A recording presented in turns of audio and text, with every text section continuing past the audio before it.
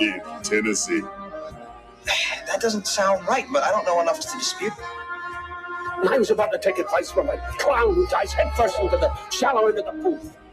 It's Talk Sports with John Reed and Cody McClure.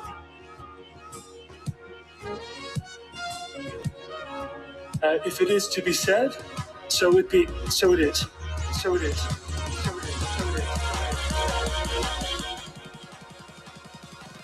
It's a Tennessee thing. Well, I'm holding on.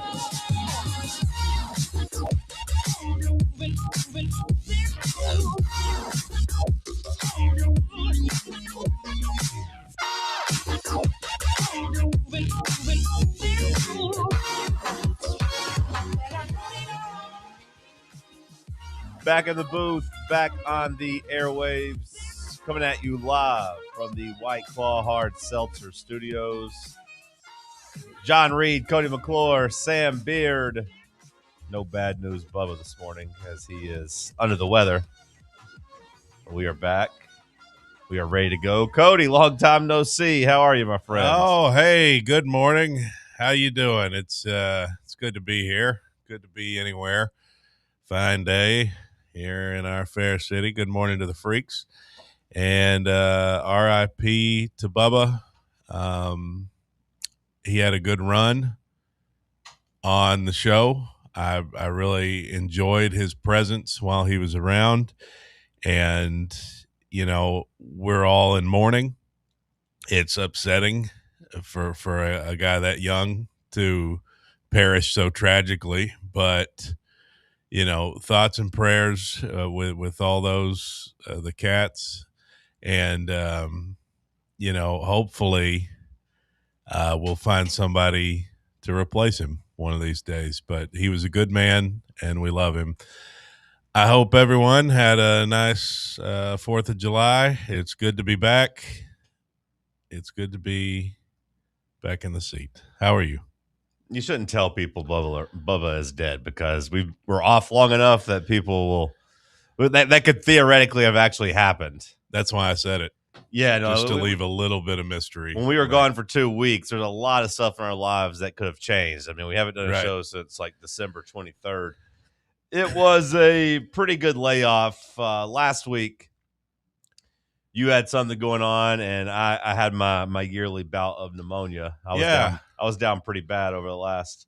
Really, you'll probably still hear it today, because my cough has not completely subsided. I feel fine, but I do still get a coughing fit here and there. But otherwise, good to go. Had a good layoff, had a good break, ready to be back at it. So did you have to be on like a ventilator or?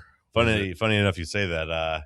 My old lady did bring home like a breathing apparatus. Like I'm breathing in this big ass tube. Yeah. It's like testing my breathing, and like I have to suck in my breath and take a deep breath while like not taking it too fast or too strong or too just basically too intensely. It's testing your lung capacity. So I'm my grandma has one of those trying too. to breathe, and I have to balance like a button in the middle, like where it doesn't go too fast or too quickly. Yeah, my grandma's got one of those, but she's 85. So well, you didn't see me fall down at Thanksgiving.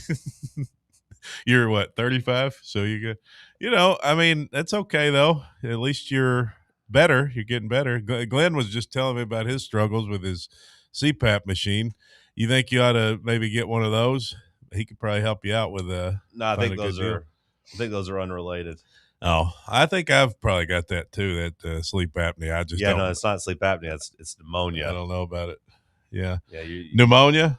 Yeah. I always hear pneumonia can kill you once you get it. It can. And I do think that's eventually what's going to put me down. I had pneumonia a lot as a kid. I think it gets in my lungs pretty quickly. Why do you get it? Do you know the science behind that? I don't. No. I thought the whole time it was because I didn't have a spleen.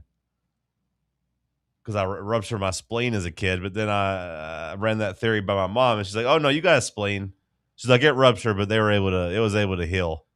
So you've been rolling through the world thinking you had no spleen. Yeah. And you just found out. Mom told you, actually, no, you do have a spleen. Yeah, I don't know if it's fully functional or whatever, but I don't know why I get it. I just got it a lot as a kid, and I feel like I went through most of my adult life without it, but I got it last year after Oklahoma. So, I knew the feeling, and when it came around Christmas. I didn't wait this year. Last year I waited, basically a month to go get treated, but this time I went quickly. Well, last year I feel like you were probably a little run down, right? Yeah. Because you did the NC State thing, Yeah. and then if I remember the timeline right, we had the Florida game. No, that's not right, is it? But you had at least It was Oklahoma. Yeah, but you had at least 2 back-to-back, like, big drinking weekends. Your immune system probably wasn't quite where it needed to be. It was really, I just flew to Dallas for Oklahoma, like on Saturday morning, and then was back out basically Sunday at flew in Friday night and was back out Sunday morning at like 6 a.m. So like I didn't really sleep that entire weekend is what happened. I was ran down pretty good, but yeah, this time I think it was just sickness. This time it's happened during a downtime. But I'm glad it happened when it happened because, last week wasn't like you guys had to have us here last week with the holiday with Christmas being right smack dab in the middle of the week. Yeah. Yeah, no, it was there was no, really no good reason to Music City Bowl, I guess. City Bowl. That was fun. College football playoff. We'll probably still talk playoff. I don't know how much of the Music City Bowl we'll dive into today. The NFL playoffs are set. We know some names of some transfer portal guys both coming and going. We'll dive into that. Tennessee basketball down there in Arkansas, over there in Arkansas, got ran away from in the second half. We'll get into all that. Sam, top of the morning to you. How are you? Top of the morning. Doing good. Good to be back. It's been way too long. Felt like I was just aimlessly wandering through life with no purpose with how long it had been, kind of the break. So I got a little sick myself, finally getting over that. But yeah, I'm ready to be back, ready to talk some sports. Feel like I'm back in the home that I need to be in. Okay. Sitting in bed, it wasn't just this wasn't as it's a good attitude. I like that. Yeah. Sitting in bed wasn't going well for me for that long. No, and I went a little stir crazy too. I feel the same way. I was sick, but I was like, man, I need to get out and do something, but I couldn't. Mm-hmm. I feel like Walter White in the last season of Breaking Bad, just like going to the mailbox felt like a challenge. Taking the dog out. Well, I forgot to say my dog had pneumonia too. That's possible? Well, we didn't get it from each other, but maybe it was some sympathy pains. But I had to take him to the vet, not this past Saturday, but the Saturday before. So right before Christmas. That seems critical for Frank. Or no, right after Christmas. Well, yeah, he's an old man. Yeah. And like my grandma falling. Yeah, he's probably closer to your grandma, but he got sick. So I took him to the vet on Saturday. So that was $500. And then, I'm doctoring him up. So Sunday, we're just kind of stay at the house just to keep an eye on him, basically Saturday and Sunday. And then Sunday, I start feeling bad Sunday night. And then basically at 2 a.m., I'm just like hacking my lung up. I literally couldn't have came and done the show if I wanted to because I had no voice on Monday. Like I couldn't talk. But yeah, Frank. At least you lived. Yeah, no, I mean, that's good. That is you got to always be thankful for that. You got to be grateful just to be alive because not everybody's alive. Well, that is one of my New Year's resolutions this year is to Bubba, not to die, for God's sake. Poor Bubba, he died over the holiday. And those cats are just, Sam talked about aimlessly wandering. I mean, think about how those cats feel right now. 7 cats with nobody there to feed them. They're probably eating Bubba's not body. Dead. They're probably eating his body. Bubba's not dead. He's sick, although you never know if he'll make it back. He's still alive, or he was as of yesterday. Now, you said you had pneumonia and Frank had pneumonia, and that was unrelated? Yeah, you can't catch it. I did wonder, though. Maybe you can't catch it from the dog, but can the dog catch it from you? He had it first. He had it first? You sure you can't catch it from a dog? I mean, I'm not a doctor. I was told you couldn't, but. I mean, it seems kind of, maybe it's just a coincidence. I mean, you get, pneumonia every year. You got Frank in your life for 16 years now? You can't say that they're not technically correlated. It could be. Yeah. I mean, I don't know. I don't know. Did he also have pneumonia last year when you had pneumonia? No, he had a couple years ago. Yeah. I don't know exactly what happened to that dog. And the vet ran some tests. They said it was early pneumonia. Who the hell knows? Who the hell knows? Yeah, what are you going to do? Just trust the science. Yeah, I took some medicine. I give him medicine. He eats chicken. I eat chicken. I notice you're not wearing a mask. I give him a pill. Pneumonia is not contagious. I give him a pill wrapped in cheese. I just had to take my pill by myself. You could have wrapped yours in cheese too if you wanted to, really. It's called an incentive spirometer, writes in someone on YouTube. And that is correct. I looked it up. That is the device that I have to breathe into. So, yeah, that is accurate. Shout out to the Freaks. Sorry to abandon you. Let us know in the chat. What do you want to talk about first? I'll let you guys pick since we were gone so long. Why were we abandoned? We can dive into Tennessee and the transfer portal, or we could talk about the NFL playoffs being set, because typically big Mondays after the NFL take precedent. But we haven't been here for a while, so write in the chat what you want us to pick over on YouTube. It's got another milestone we're trying to hit this year. Goals, resolutions, important to make. Let us know in the chat. Do you want Tennessee football talk first or NFL playoffs? Tennessee basketball, we'll save that for later. Stick with us. It's Talk Sports on Fan Run Radio. Big Orange Country's home for sports. This is Fan Run Radio. Welcome to Axle Logistics, where excellence isn't just a goal, it's an energy. As a leading third-party logistics company, Axle is powered by an award-winning culture built on a work hard, play hard mentality. Here, the drive for success is contagious and hard work never goes unnoticed. Whether you're just starting out or looking to level up, Axle Logistics is the place to launch your career. Join us and take your ambition to the stars. To learn more, visit axlelogistics.com. What kind of day is it? It's a White Claw day.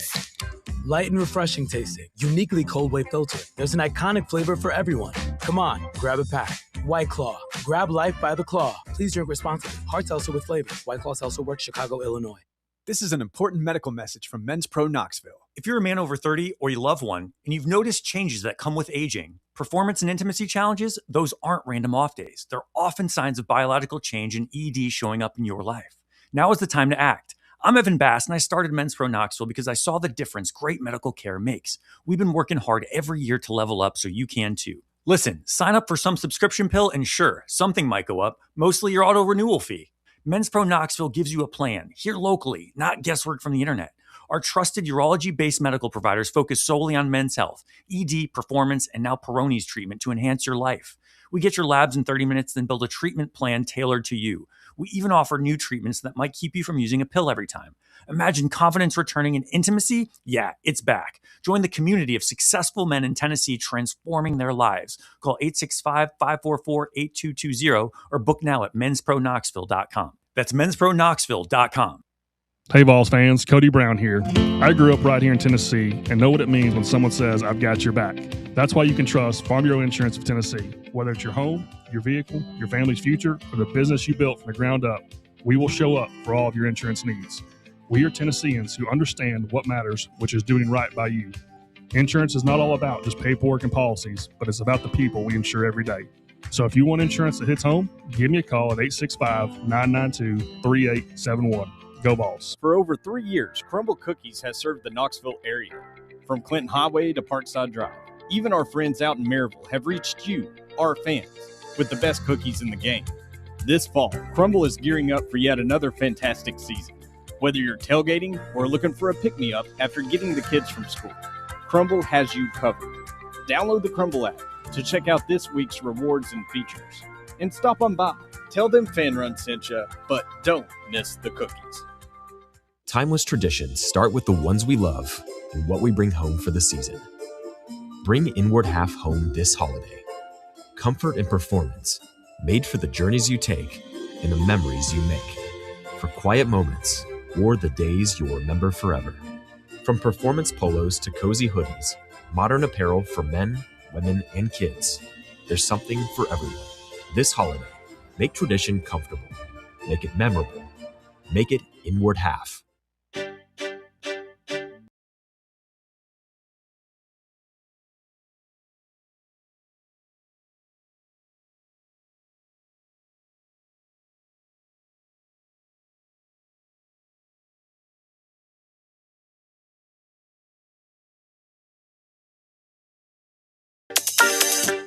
All right, Cody, what have the people said? Where do they want to start? Portal. Portal. They want the portal. Portal. They want the portal. Portal. Portal. Portal. Sam, you want the portal? Who doesn't right now? Yeah, that is the most important thing. And for all of its annoyance, for as much as the portal kind of sucks and re-recruiting everybody kind of sucks, no one on your team feels safe, it is pretty exciting. Right? I mean, this is like NFL free agency, but on steroids. This is like NFL free agency if all the good players in the sport got to pick their new team every year, possibly. Because there ain't nothing that holds these guys there. NFL at least has contracts, right?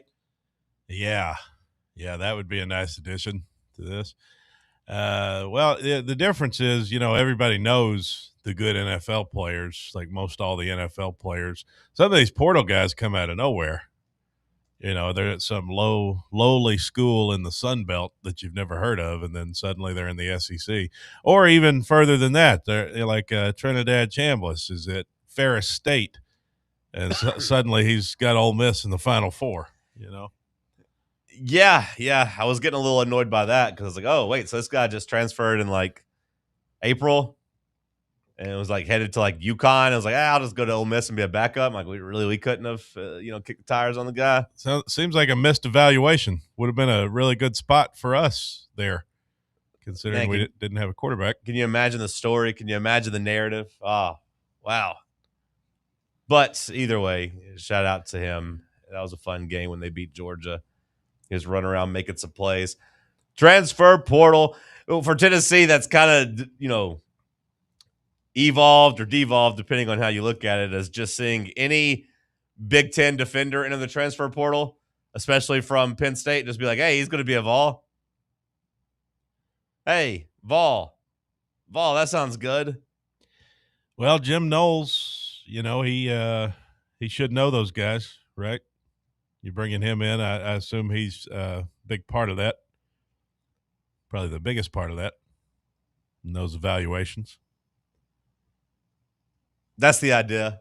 And then you go and you grab a coach off of Ohio State's defense as well, so that even furthers those ties. And then you also just look and say, Tennessee just needs, nonstop defenders. Tennessee needs as many bodies as possible. You do. On the way out, Tennessee had some guys either enter the portal or say they're entering the portal. The biggest one, I guess, on your defense is Ricky Gibson. You're kind of waiting to see if the papers officially go in. He announced his intentions of entering the portal. Tennessee gets to invoke their 48 hours, 2 business days before they have to have him in. So he hadn't officially entered as of last night, but it is still expected for him to go. You lost your starting left tackle, Lance Hurd, who was maybe going to be your starting right tackle next year. He was asked to switch positions.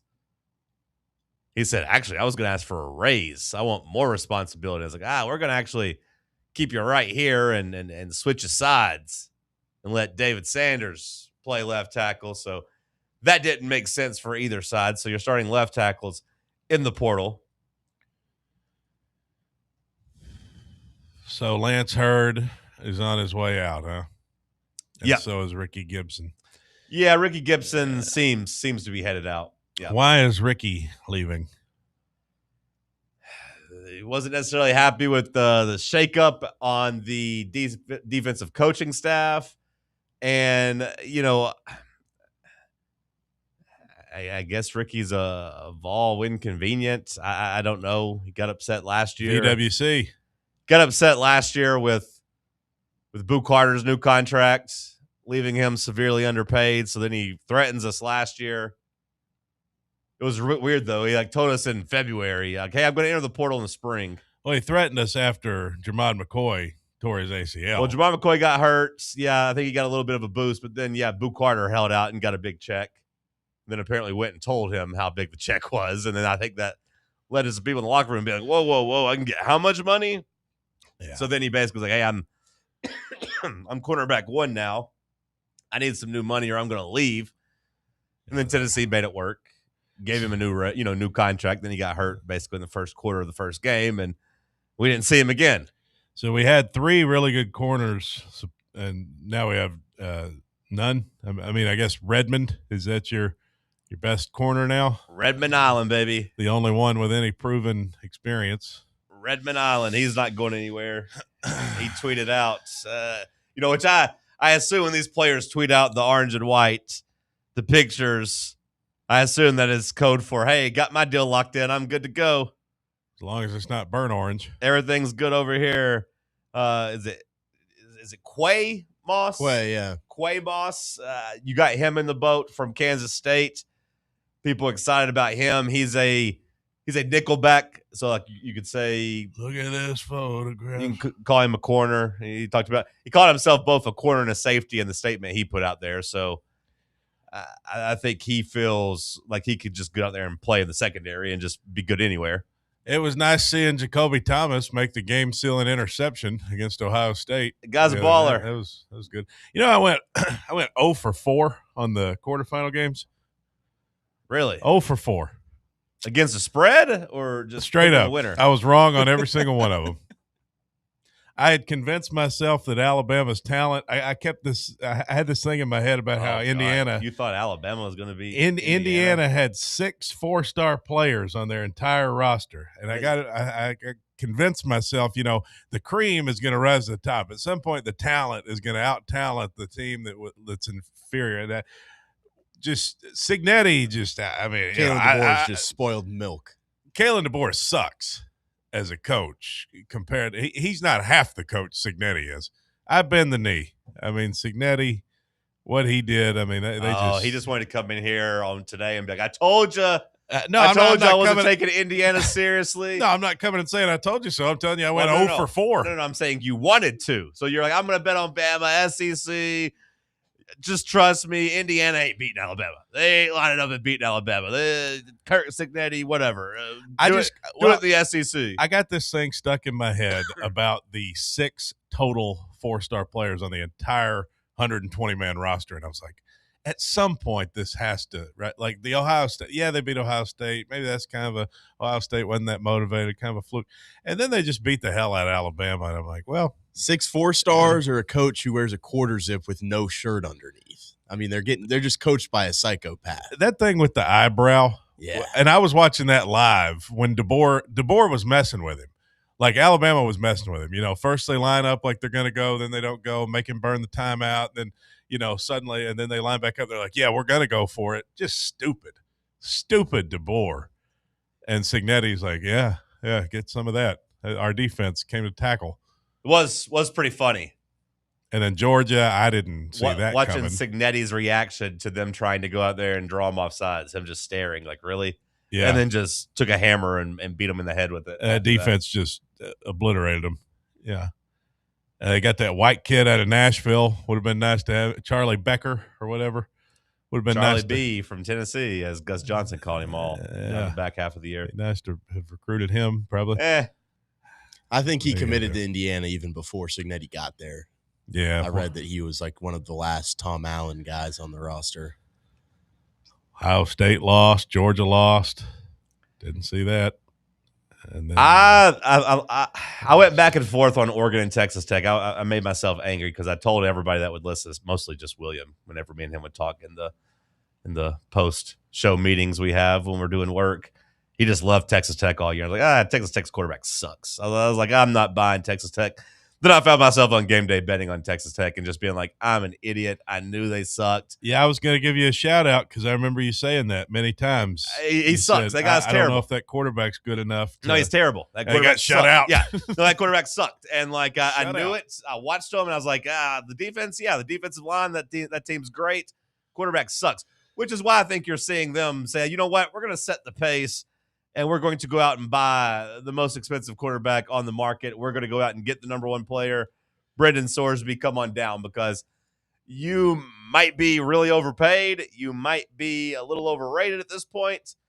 But at the same time, you're better than that loser we just had. So we'll make sure the rest of the team's good. You come play quarterback and actually score some damn points. So that's where he's going? Yeah, he is. That's done. That's done. I saw where LSU was.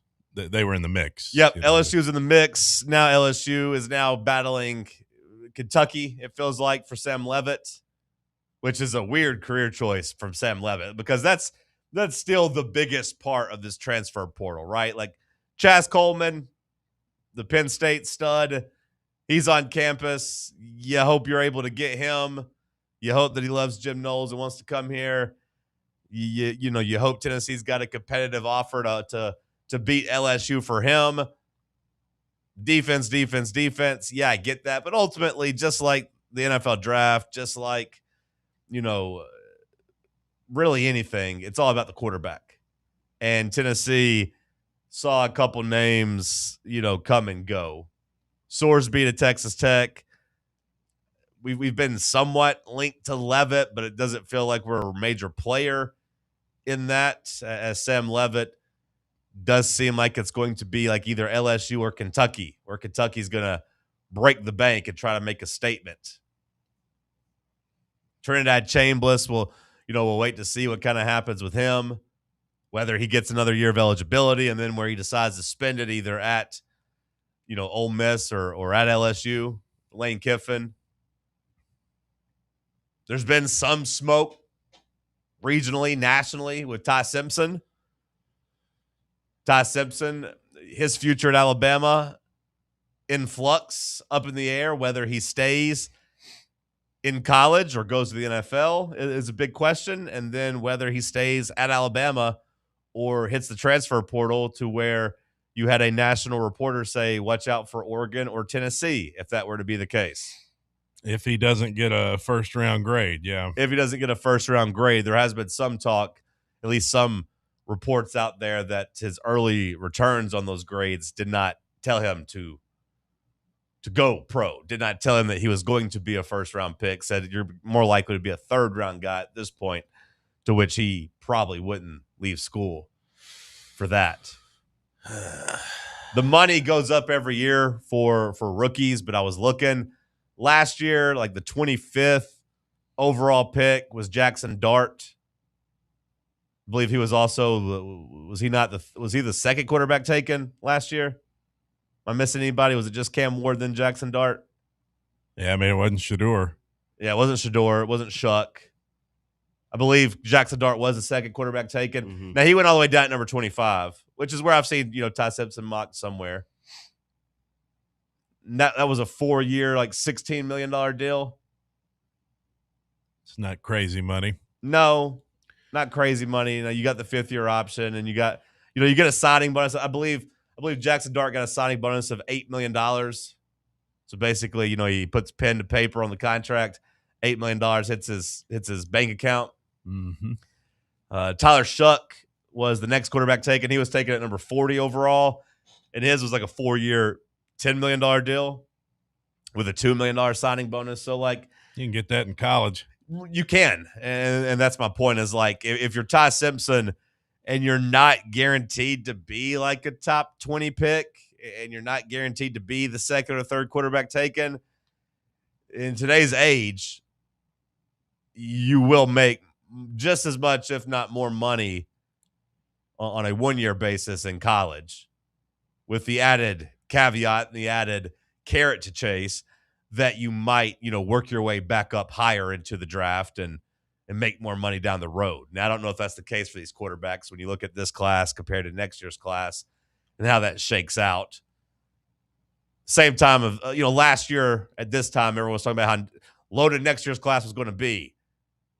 Don't take Cam Ward.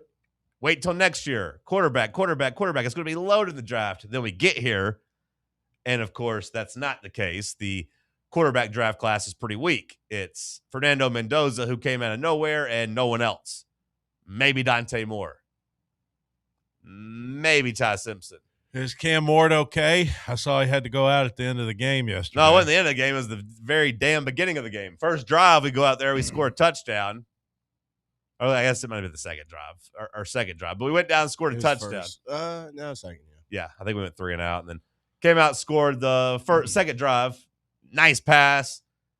Nice little keeper finally. Got the legs working. He scores a touchdown, then, falls on his shoulder and goes out. Dirty play. I won't call it dirty, but watching the replay over and over did make me mad. I will say that. I don't know if I'll call it dirty, but. Is he going to be all right? Not the season's really, over. Honestly. Say that, Sam? Not really, honestly. What, he sprained his AC they said joint? A grade 3 AC joint sprain, which is like is grade 3 worse than grade 1 at that point?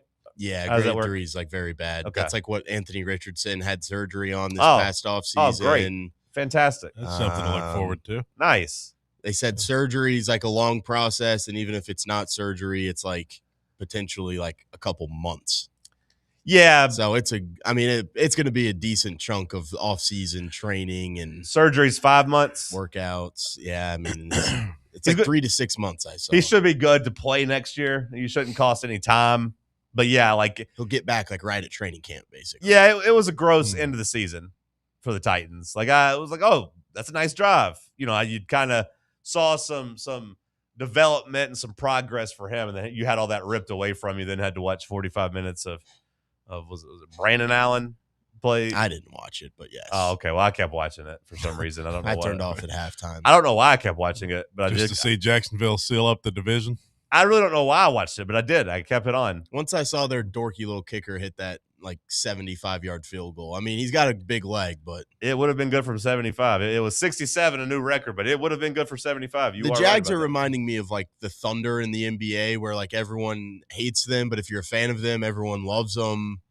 They've got like some good young talent, but they kind of just – I feel like the Jags have historically kind of played dirty, and then when you go hit them back and play physical with them, they kind of whine and like, hey, why'd you hit me?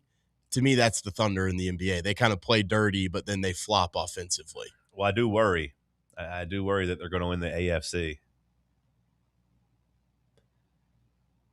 I do worry about them being. They got Buffalo first. Yeah, big game. I feel like that's a pretty good place to be in, though. If you're Jacksonville, just at home against Buffalo is not great. I do think they're going to win a couple games in the playoffs. I believe Williams going down there for the game.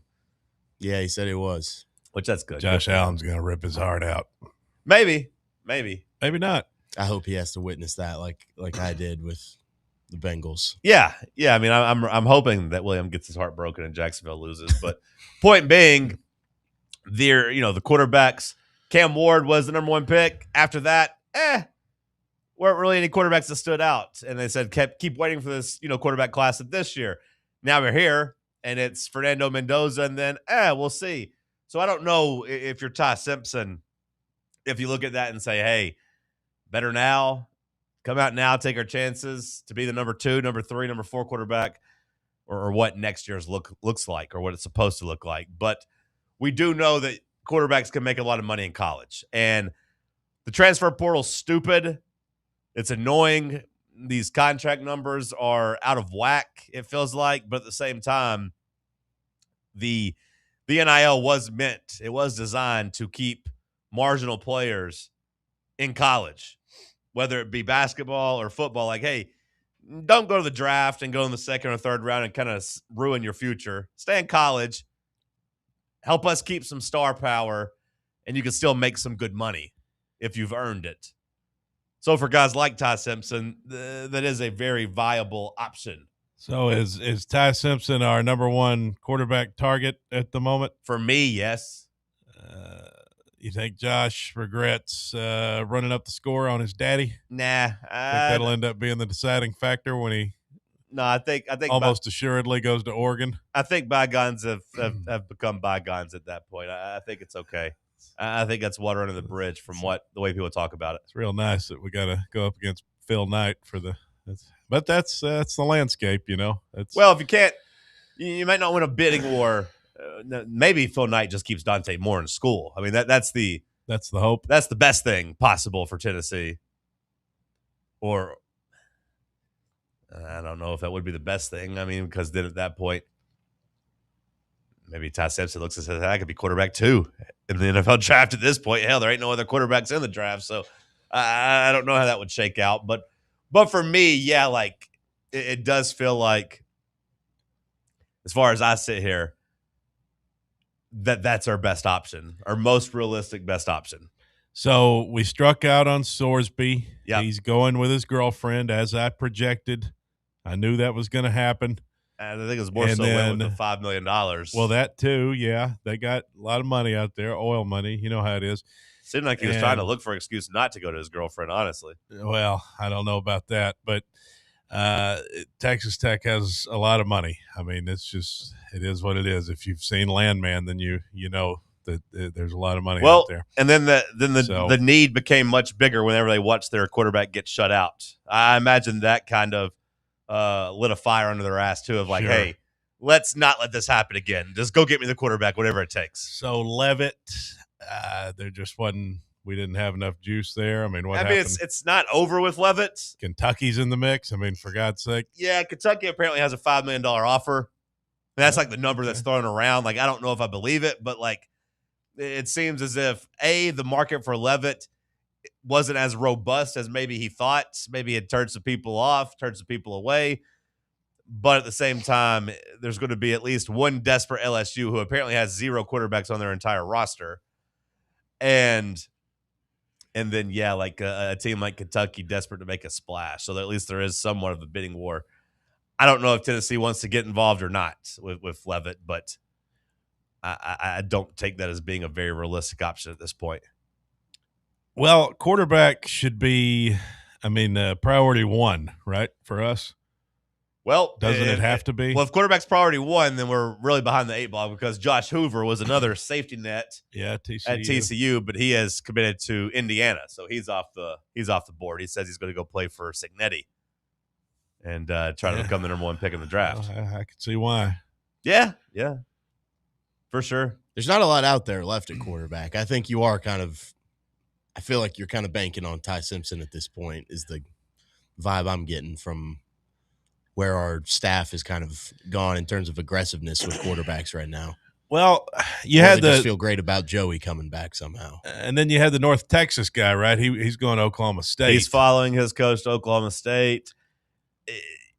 You know, you're already kind of down. If Ty Simpson doesn't enter the portal, now there's some added wrinkles there where DeBoer has 2 quarterbacks, you know, on staff or on the roster that he has more of a hand in getting to school, that are younger and have more eligibility. So like you think maybe he's saying, hey, I'd rather kind of pass the baton to someone else.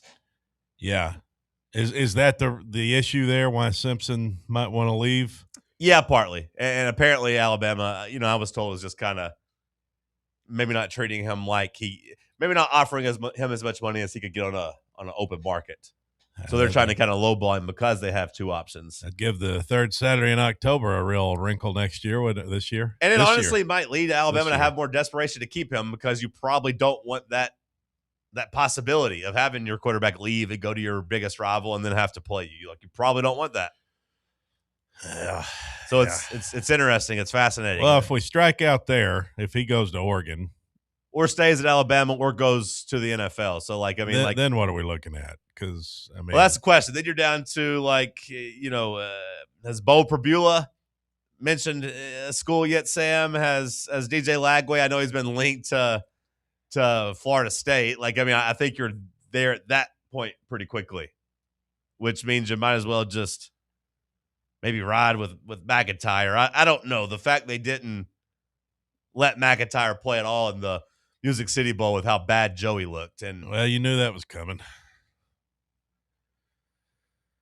It does feel like Tennessee is in a weird spot right now. Maybe they're doing some back channels, quarterbacks that aren't even in the portal, just trying to go out and convince one to enter. That will be the question. We'll continue the conversation on the other side. Hold that thought. Ask that question. It felt like it was going to be very profound. It was. All right, go ahead and ask it then. Give me a commercial break to think about it. Where did Mendoza come from? Oh, okay. Not profound at all. California. Okay. What about his little brother? He transferred from Cal. I was putting some thoughts in my head about, you know, this Chambliss came out of nowhere, maybe you got to find a guy that's at the lower ranks and trust your evaluations. Because Chambliss, you got him, Pavia, when he first went to Vandy, he came out of New Mexico State. My D2 guy committed last night. Boston College. Who was that? Mason McKenzie. We'll continue the Sounds conversation. like a girl. On the other side, it's Talk Sports on Fan Run Radio. Can't get enough Fan Run Radio? Download the free Fan Run app and take the best Tennessee sports conversations with you wherever you go.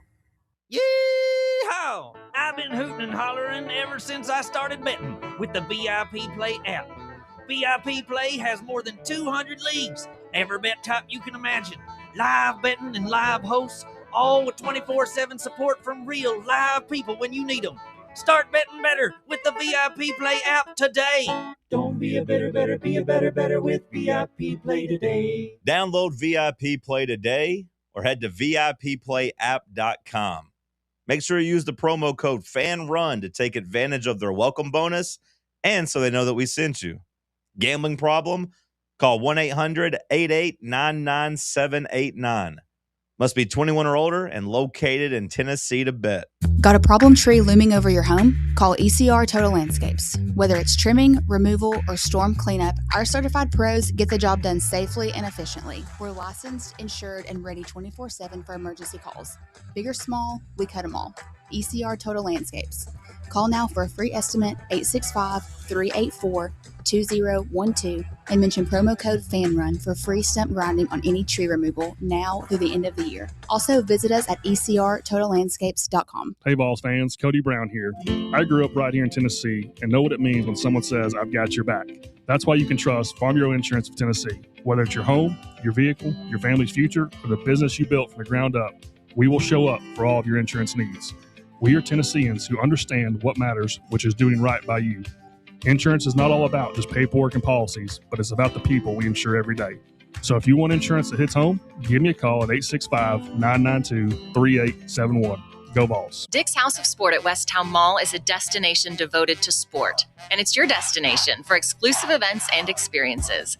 Come visit a store like no other. Check out our 40-foot rock wall, golf performance center, Hit Tracks batting cage, and outdoor turf field.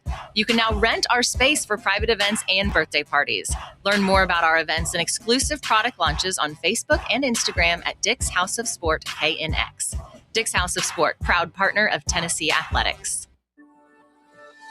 Are you tired of spending hours on laundry and ironing? Let Crown Cleaners handle your dry cleaning so you can handle your business. Our expert team can take care of your clothes, removing stains and wrinkles like they were never there. Whether it's your best suit or everyday attire, we handle it all at Crown Cleaners. Say goodbye to laundry stress and hello to extra free time. Crown Cleaners, Big Orange Country's imperial dry cleaning service since the 1960s. Online at crowncleaners.com.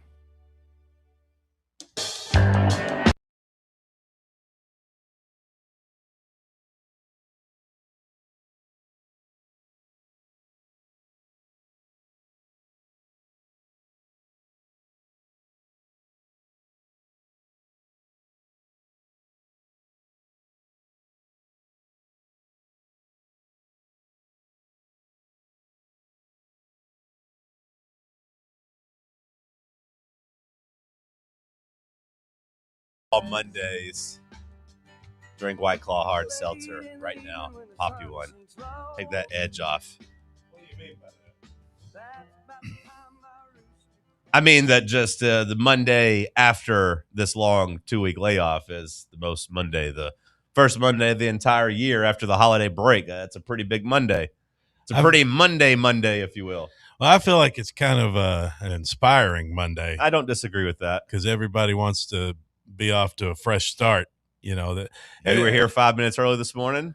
Yeah, was that because of the fresh start? Actually, 8 minutes, but I had to go to the dumpster. Oh, get rid of some taco cartridges. Was that because of the fresh start? New year, new you? Yeah. Well, I don't like to. I don't like to be that guy because then I feel like why improve anything in life? Well, no, I mean I want to improve, but I'll check back in February whenever it's not a cliche. Yeah, but I'd rather just go about it quietly because if I talk about it, then I don't really. Then I'm just like I don't know. If we talk about it, it might keep you more. in check, in line. I went and got some breakfast tacos. Nice. Had time to do that this morning. Really wasn't even hungry, but I had them Saturday, and they were so good that I was like, I got to do that again. And the only time I can do that is between 7 and 8 a.m. La Herradura. I don't know if I'm saying that last part right, but they got great breakfast tacos. But, you know, you can only get them between 7 and 11. And, you know, we do the show. We'd be doing the show from 8 to 11, so I can't get them after the show. Sure. So I said, I got to get me some more of these. With the tapatio. Were they good? Oh, delicious. This morning still good as you remembered on Saturday? Yeah. Good deal. Absolutely delicious. I'm glad you had a nice little treat this morning to start your day. Yeah. Hope everyone's 2026 is off to a good start. Matt writes in over on YouTube. Says he has converted to the YouTube chat. Shout out to you, Matt. Let's go. A Welcome. converter. He's now a freak. Shout out to him. Says that this is a make or break class for Josh Heupel in his Tennessee career. Oh, sure. Sure it is. Sam, is that too dramatic? Or is it where we're at now with Josh Heupel, where it is a make or break career, make or break class for his career? Because I think I tend to say it's accurate. Yeah, I mean, I agree. I think with the way that you've seen, you know, so many programs be able to kind of revive themselves, just going into the portal and saying, hey, we're going to trust our coaching and we're going to go get guys that we feel like can just go plug and play immediately. I do feel like Tennessee's kind of got to go do that now. It feels like they're kind of just 1 foot in on the, hey, we're going to develop high school kids and we're going to develop them throughout the years. And then 1 foot on the, hey, we just need impact transfer portal kids to be able to be star impact players for us. I do still think you need a mix. Like when Heupel came out of the Music City Bowl and said, hey, like we still like our young talent in the building. Like I do still agree with that. I do still think that is important. But yeah, you have to do a better job supplementing the roster. And like you do have to turn the defense over. Well, there's just no time to wait anymore. No, there's not. Like and really there's no excuse not to have a quarterback for any serious program. You have to win now because with Heupel being in year 5, I mean, going into, I mean, geez, this will be what, year 6? He'll be going into year 6. Yeah, time flies. You can't wait because everybody looks at like, I'm excited about this freshman class we've got coming in, but that's not going to pay dividends this year. I mean, that's 2 or 3 years down the road. We just don't have time to wait. You know, you lose your juice as a program if you don't stay near that 10-win mark. And you got to make another playoff. The good thing with Heupel is every other year seems to be a double-digit win season. So we're due. Yeah, of your highly coveted recruiting class you just signed, realistically, you hope what? You find 2 contributors, 3 contributors for the upcoming season? Yeah, maybe. Like 2 or 3 at most. And when I say contributor, I'm kind of including special teams on that as well. Like, yeah, if you could find 1 starter out of your freshman class, you probably consider that a success, right? Yeah, and I don't even think that's, you know, if you have the appropriate depth, the appropriate program built, you probably wouldn't even want that. Well, you know, with Tristan Keys, you might expect him to play from day one. With as highly as he was rated, and you know Tennessee could slot him in at wide receiver 3. Maybe you say he's got a chance to do that, but like outside of that, I don't think there's anybody that you could easily pencil in.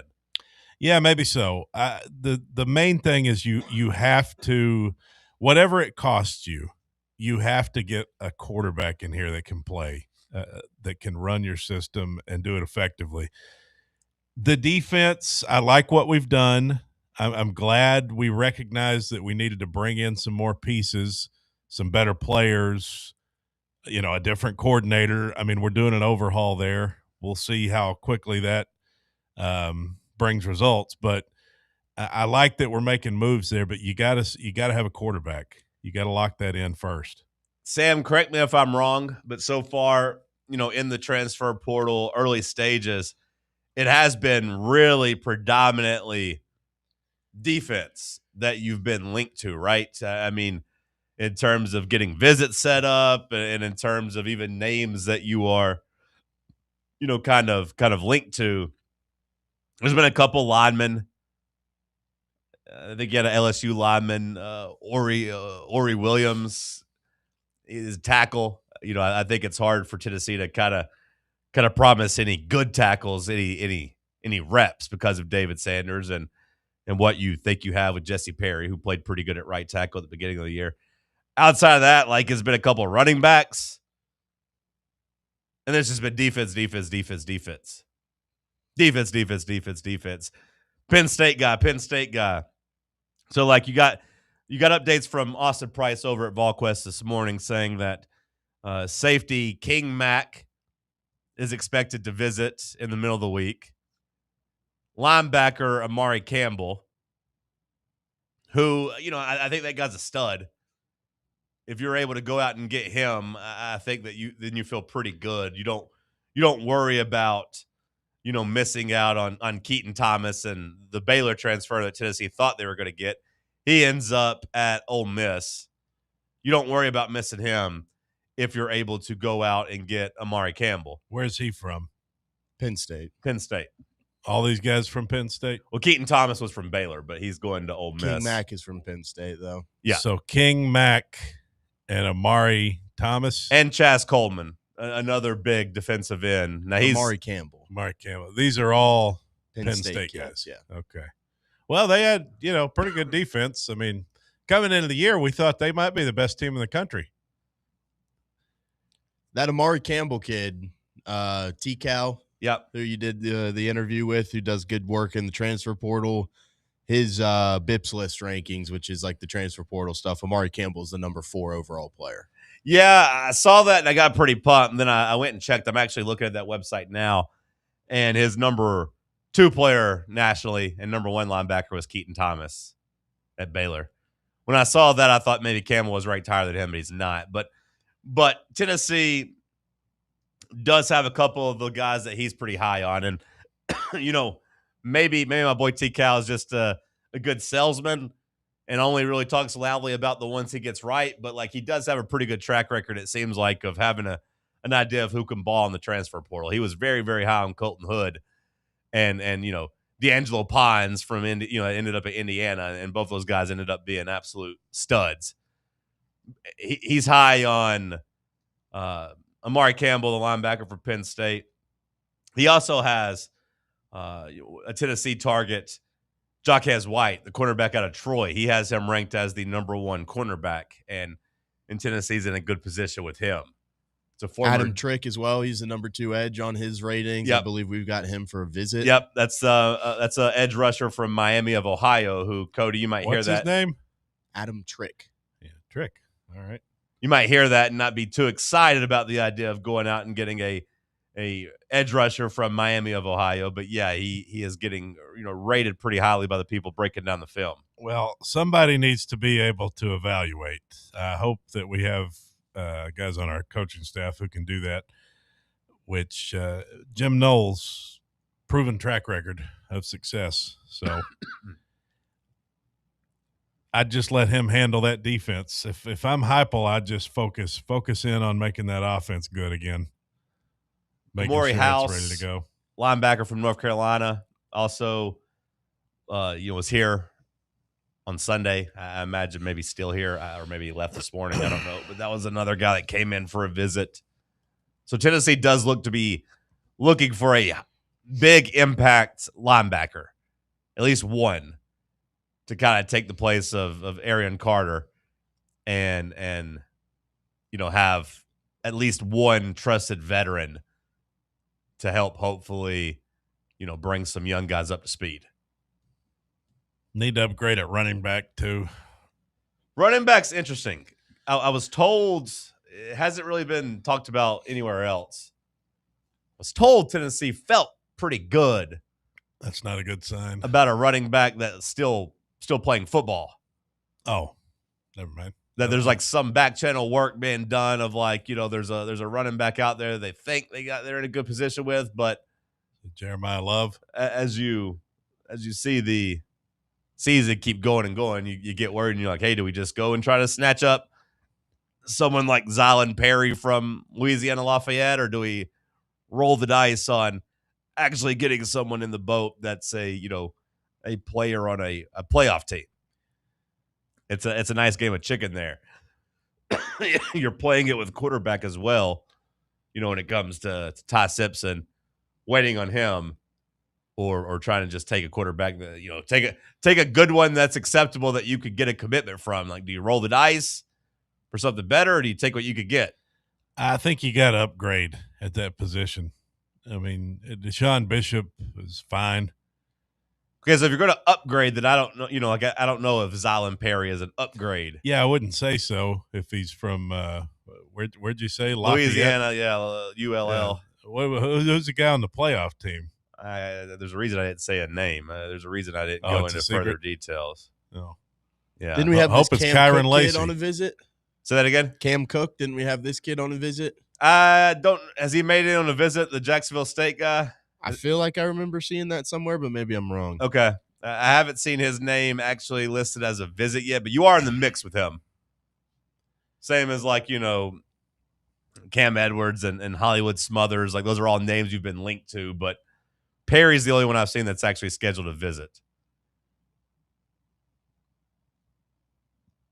I don't know if any of those guys are upgrades over to Deshaun Bishop, but you do all of a sudden find yourself needing another running back, Peyton Lewis, in the transfer portal. So, you do need one. Can you blink twice if it's Kyron Lacey or the Fletcher guy from Miami? I wish it was Fletcher from Miami. It is not Fletcher from Miami. I wish it was Fletcher from Miami. Who's the guy at Ole Miss? That's Kyron Lacey. You just said Keywan. It's Keywan. You just said. Yeah, who's Kyron Lacey? Passed away. I'm thinking of the LSU guy, who died. Yeah. No, I'm talking about the guy at Ole Miss. What's his name? Keywan. It's Lacey, though? Mm-hmm. Okay, so I wasn't that far off. Easy misconception there. But, yeah, Kyron Lacey's dead, so you don't want him. I was talking about the guy at Ole Miss. So can you blink twice if it's it's not the guy from It's not the guy from Miami. That guy's a stud. He ran all over Ohio State. Yeah, he was well, he ran all over A&M before that. Yeah, he's good. He's very good. Miami might win it all. Hell, any of these four teams might win it all. Yeah, I don't like the Final Four. I don't either. I don't like it. I mean, I'm glad that we're getting some new blood, but I'm jealous. I wish the good things were happening to me and to us. Lord, I see what you've done for others, and I want that for myself. You are guaranteed some new blood. You're going to have a champion that, could you imagine if it's Ole Miss or Indiana? Hour one in the books. I can imagine it's Indiana very easily. They're good. We'll kick off hour two with some headlines. It's Talk Sports on Fan Run Radio. The flagship station for Tennessee football. Fans. Fan Run Radio. Running a business, coaching a team, planning your next big event, you need more than just gear. You need SM Athletics and Logo Solutions. Custom uniforms, branded apparel, promotional products, done right, done fast, and built to show off your brand with pride. From local businesses to high schools to major universities, SM Athletics is trusted by winners. Get real service, get real quality, get noticed. SM Athletics and Logo Solutions, where your brand comes to life. Visit smathletics.com and let's build something great together. What kind of day is it? It's a White Claw day. Light and refreshing tasting, uniquely cold wave filtered. There's an iconic flavor for everyone. Come on, grab a pack. White Claw. Grab life by the claw. Please drink responsibly. Hard seltzer with flavor. White Claw Seltzer Works, Chicago, Illinois. You're listening to FM 105.7 and AM 1340, WKGN Knoxville, and W289CU Knoxville. Fan Run Radio. Your tax refund belongs to you, not an identity thief. Over $6 billion in tax refunds were flagged by the IRS for possible identity theft last year.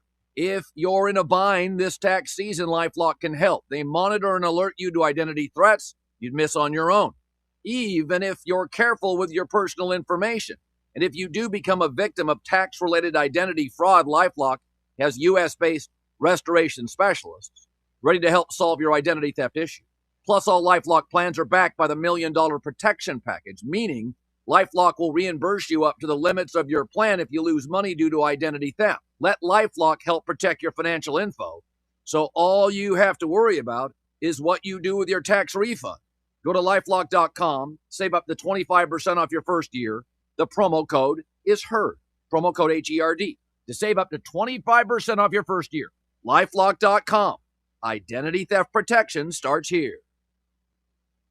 Hey Knoxville! Surfside iced tea and vodka, made with real brewed tea, is only 100 calories, 2 grams of sugar, with no bubbles and no troubles. That's right, zero carbonation, so it's easy to sip and enjoy. Headed to a game day or party at a friend's house? Bring an iced tea or lemonade variety pack from Surfside, or try their green tea and new raspberry tea vodka. Find the can with the sunset stripes this season. Surfside iced tea and vodka, sold at bars, restaurants, and stores near you. Surfside iced tea and vodka, sunshine in a can. Must be 21 or older. Enjoy responsibly. This is an important medical message from Men's Pro Knoxville. If you're a man over 30 or you love one, and you've noticed changes that come with aging, performance and intimacy challenges, those aren't random off days. They're often signs of biological change and ED showing up in your life. Now is the time to act. I'm Evan Bass, and I started Men's Pro Knoxville because I saw the difference great medical care makes. We've been working hard every year to level up so you can too. Listen, sign up for some subscription pill, and sure, something might go up, mostly your auto renewal fee. Men's Pro Knoxville gives you a plan, here locally, not guesswork from the internet. Our trusted urology-based medical providers focus solely on men's health, ED, performance, and now Peyronie's treatment to enhance your life. We get your labs in 30 minutes, then build a treatment plan tailored to you. We even offer new treatments that might keep you from using a pill every time.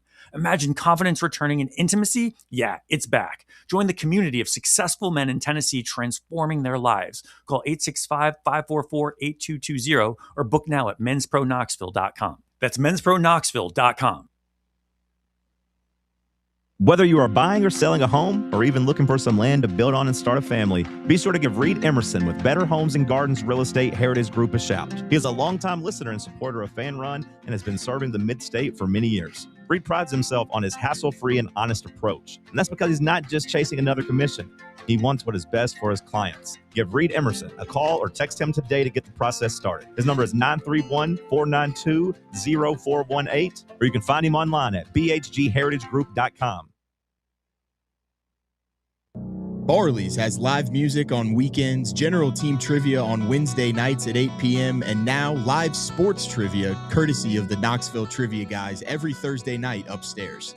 The game starts at 7 p.m. and is free to play for everyone, so head on down to the Old City and show off your sports knowledge and win gift cards to Barley's. Use those gift cards to buy some delicious food and drinks, and you can take it all in with their wide selection of TVs and indoor projectors. Barley's Tap Room and Pizzeria. Hey, it's The Drive here on Fan Run Radio. Bob, you got any special Christmas wishes? Me? I just want a Final Four. One Final Four for the Vols. What about you, Bear? Anything special you want? No. What about you, new guy? Anything you want? Russ, I just want everyone to get along and for everyone to be at peace in the world. Yeah, okay, that's good. All right, anyway, Merry Christmas from The Drive. To implement the coaches, implement's not the word I'm looking for. I think indict. Link. They don't want to give up the coach's identity, but they call him Coach Mac. You're listening to Talk Sports. You want to be a beast at lifting, at football, at anything in life, you need to have big testicular fortitude. Look at me. I may have a small penis. Airing every day from 7 a.m. to 10 a.m. I don't know why he would want the attention. He's a grower, not a shower. On 1340 WKGN. Isn't it kind of dangerous, I asked? What are the side effects? Says he then snaps it away. Looked at the label. His eyes grew wide. Oh, dear. It says here that side effects may include getting huge with occasional bouts of manliness. He said he had struggled gaining some weight. Coach Mack asked him, do you know why I eat so many bananas? He says, have you ever seen a small gorilla?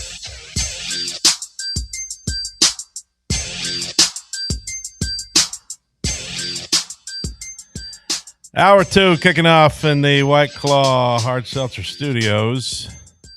Hour 2 headlines. Here's one for you to begin the hour. Breaking news, the Cleveland Browns fire Kevin Stefanski. He is Titans out. head coach, Cody. Is that who you want? I think so. He is out after 6 seasons in Cleveland. Now expected to be one of the top candidates in this hiring cycle. I think that's my guy. You want him for the Titans? Yeah. Okay. Number one on your list? Near the top, yeah. Okay. One, two, or maybe three.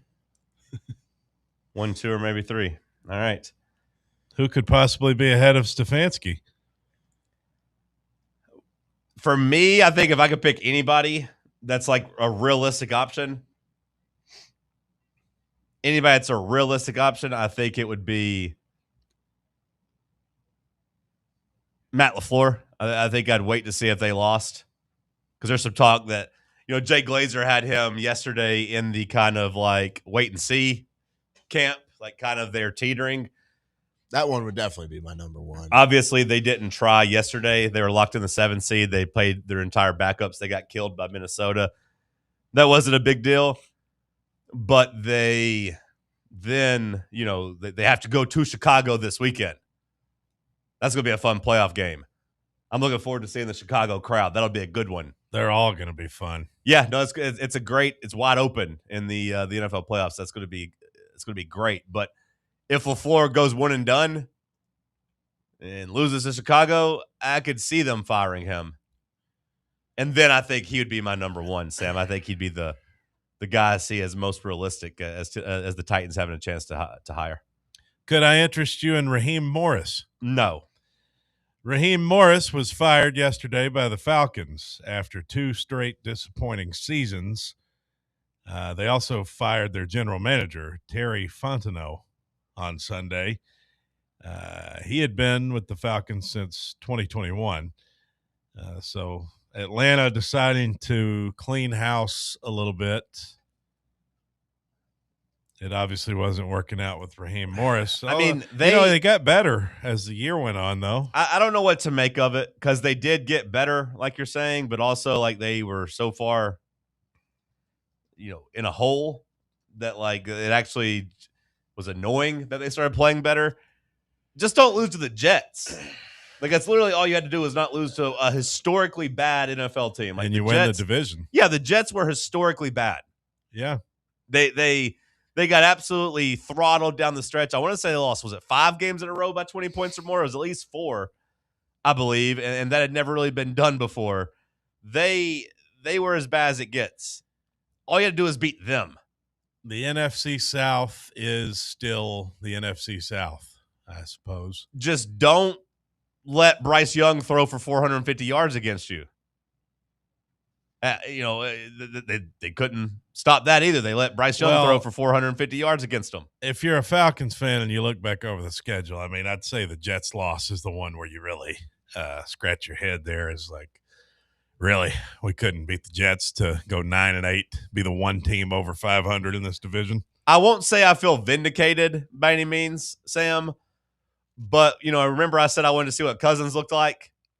I think once he got his ass kicked by the Dolphins that one game, his first game back, like I thought he played pretty okay down the stretch. I thought he played all right. Yeah. Not saying he's got anything left in the tank. I'm not saying he'd be my plan next year, but like I do think if they had gone with Cousins all year instead of Penix, I think they would have made the playoffs. I think Penix is terrible. Like I don't think he's a starting quarterback. I think he's awful. I think if they had Kirk Cousins the entire year, they would have made the playoffs. They are the best roster by far in that division. It's actually a real failure for them that they didn't make the playoffs. James Pierce with a very quiet double-digit sack season. James Pierce, very quietly gets to say, hey, I did something that hasn't been done since Micah Parsons, and that's pretty good as a edge rusher. You know what I mean? Like he gets to say he had the most sacks as a rookie since him. That's pretty stout. He also, I want to say, am I wrong? Did he finish the season getting a sack? And I want to say the whole second half of the season, 1, 2, 3, 4, 5, 6, 7, 8, 9. So 8 of the last 9 games, Cody, James Pierce Jr. was able to go out and get 10 sacks in just 8 of the last 9 games. He got shut out against the Rams, but outside of that, had a sack or at least a half a sack in 8 of the last 9 games. So that's pretty stout for him. Pretty good rookie campaign.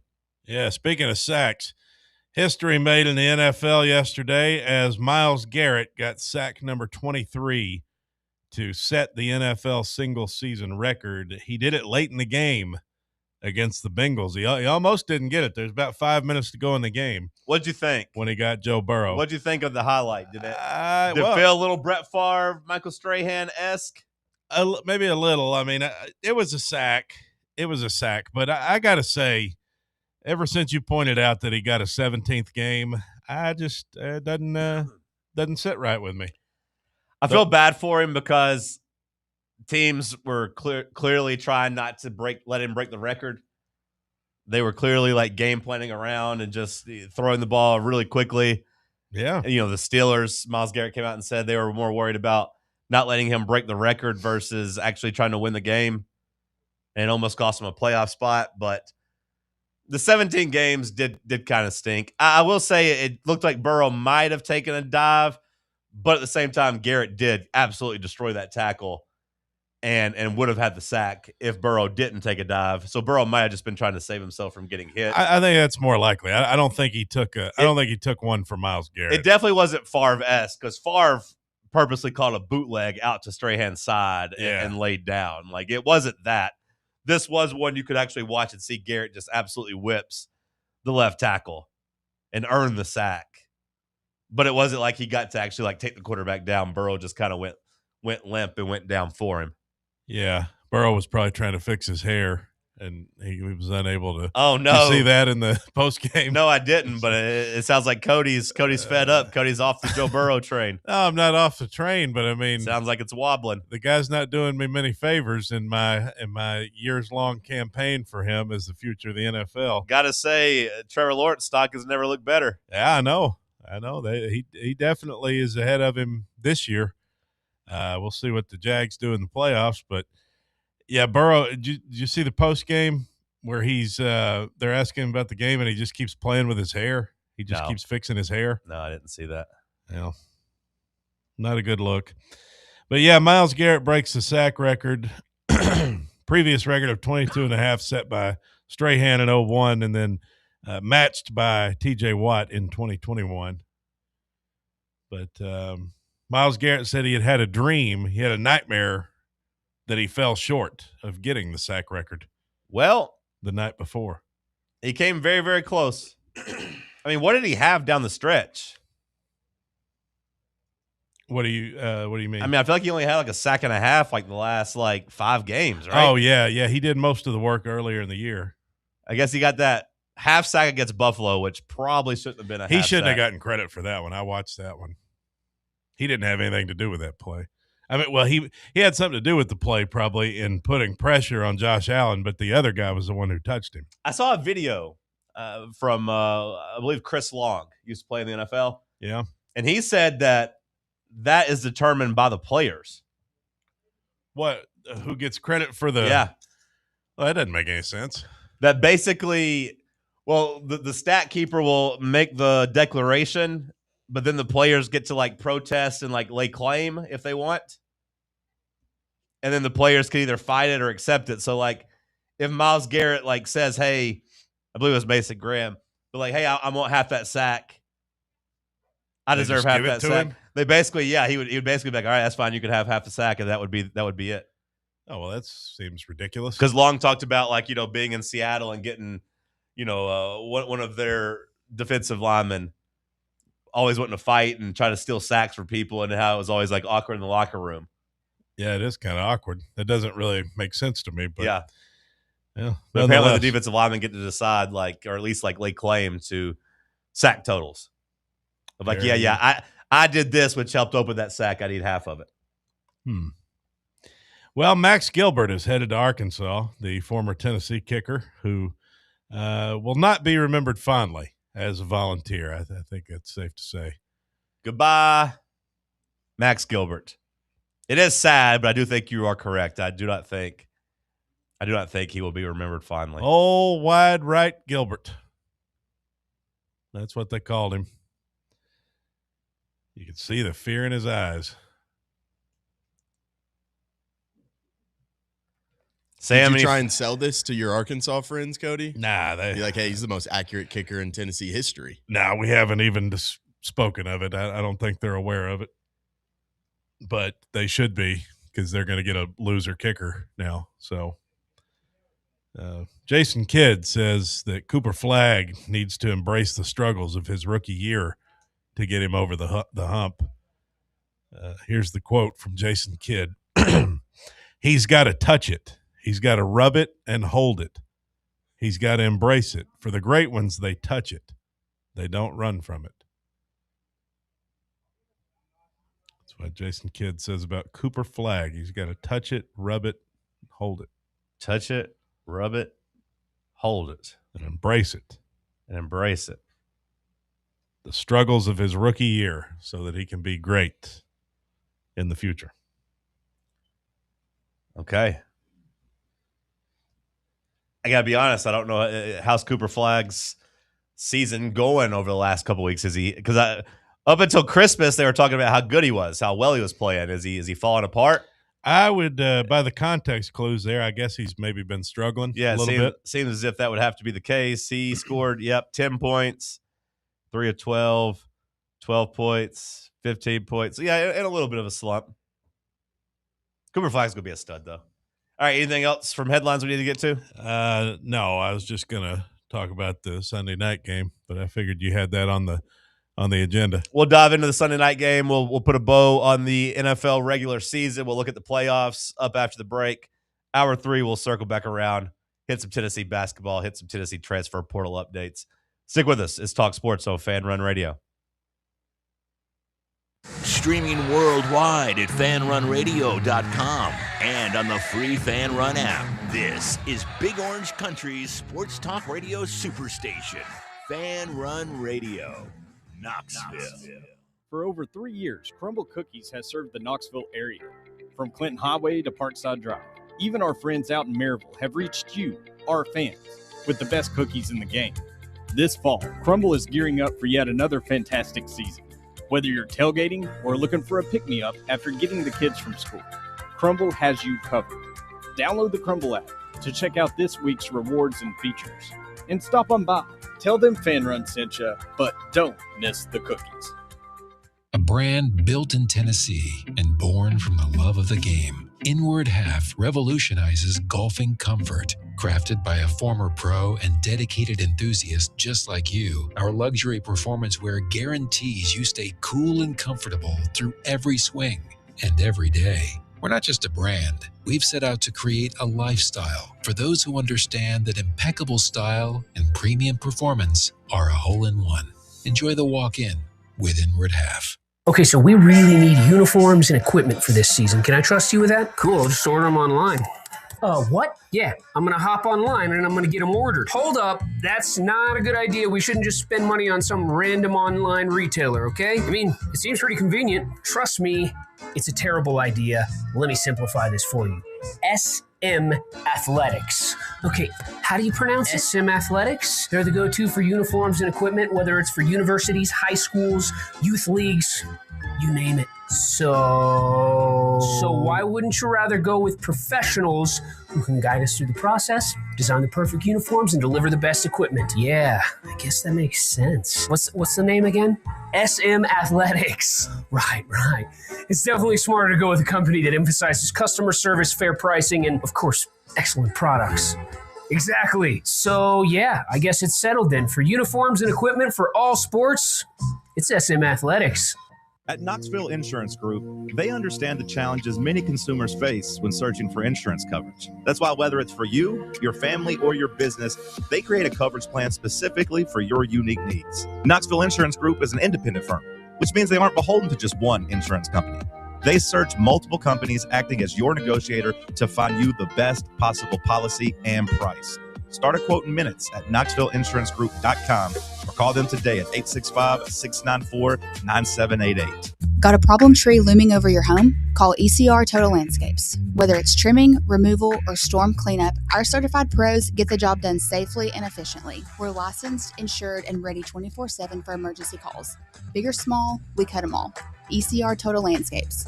Call now for a free estimate 865-384-2012 and mention promo code FANRUN for free stump grinding on any tree removal now through the end of the year. Also visit us at ecrtotallandscapes.com.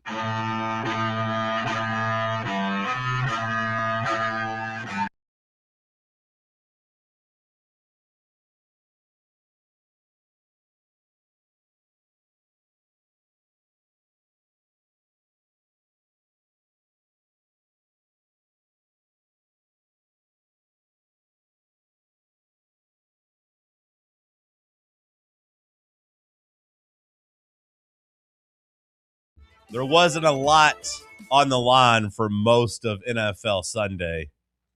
Saturday delivered a couple of duds. A Bucs-Panthers game that ended up meaning nothing. That just had one controversial call after another going against Carolina. And then a real dud on Saturday night. One seed on the line in the NFC as the 49ers, without Trent Williams, go out and score 3 points. Wasn't much on the line for Sunday most of the day, but Sunday night, there we go.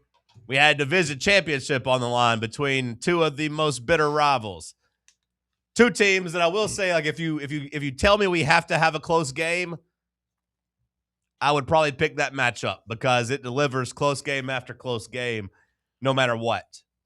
It was a good one, man. That might be the best fourth quarter of football I've ever seen. I mean, it's up there.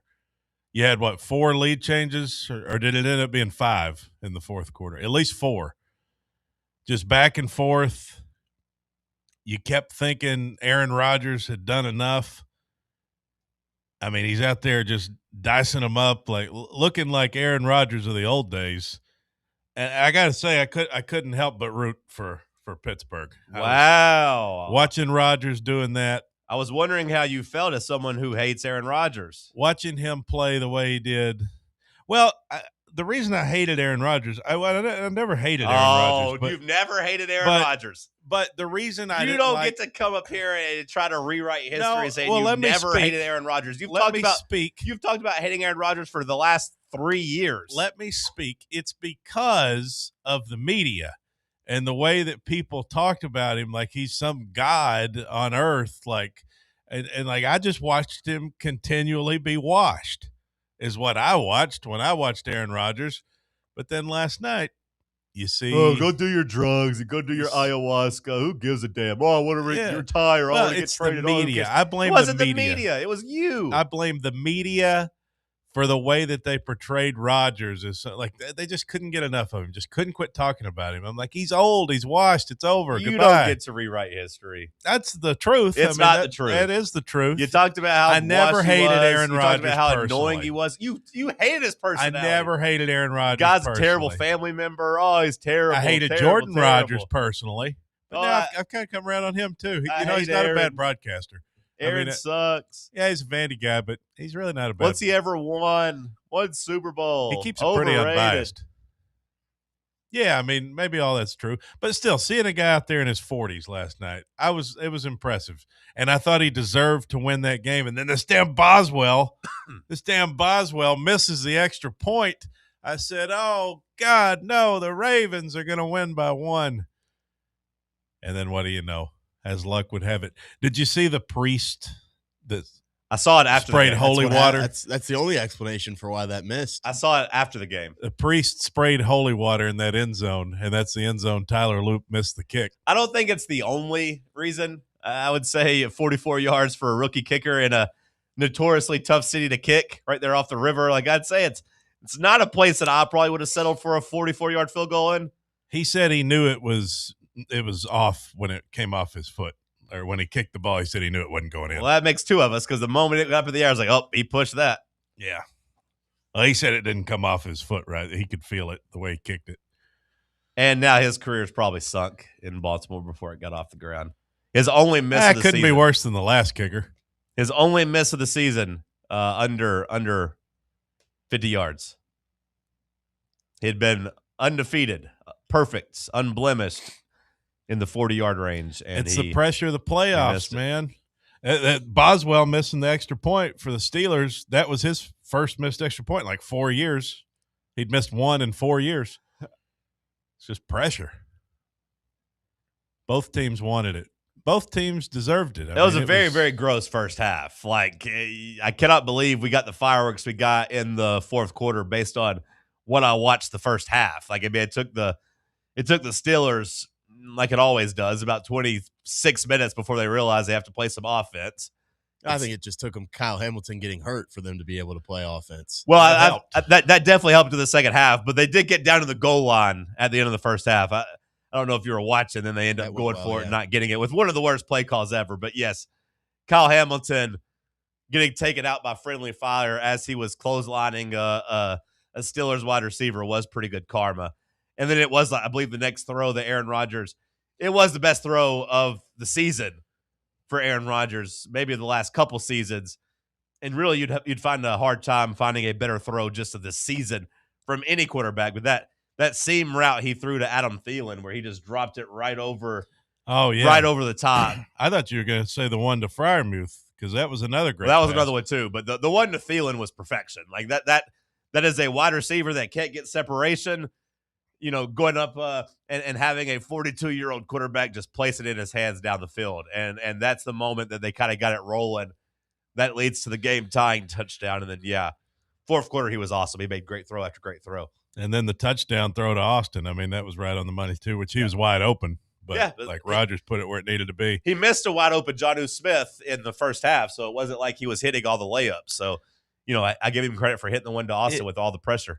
It was a cool moment to see when you consider probably that, you know, that might be Aaron Rodgers. It maybe could have been his last game, and he keeps his career alive at least for one more week.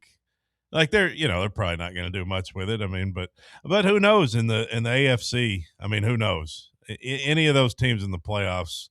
It's funny because the Steelers' offense is gross, but when I watch them play, I'm like, it's hard to stop them whenever Rodgers has it going because those quick 4 or 5 yard passes are kind of hard to stop.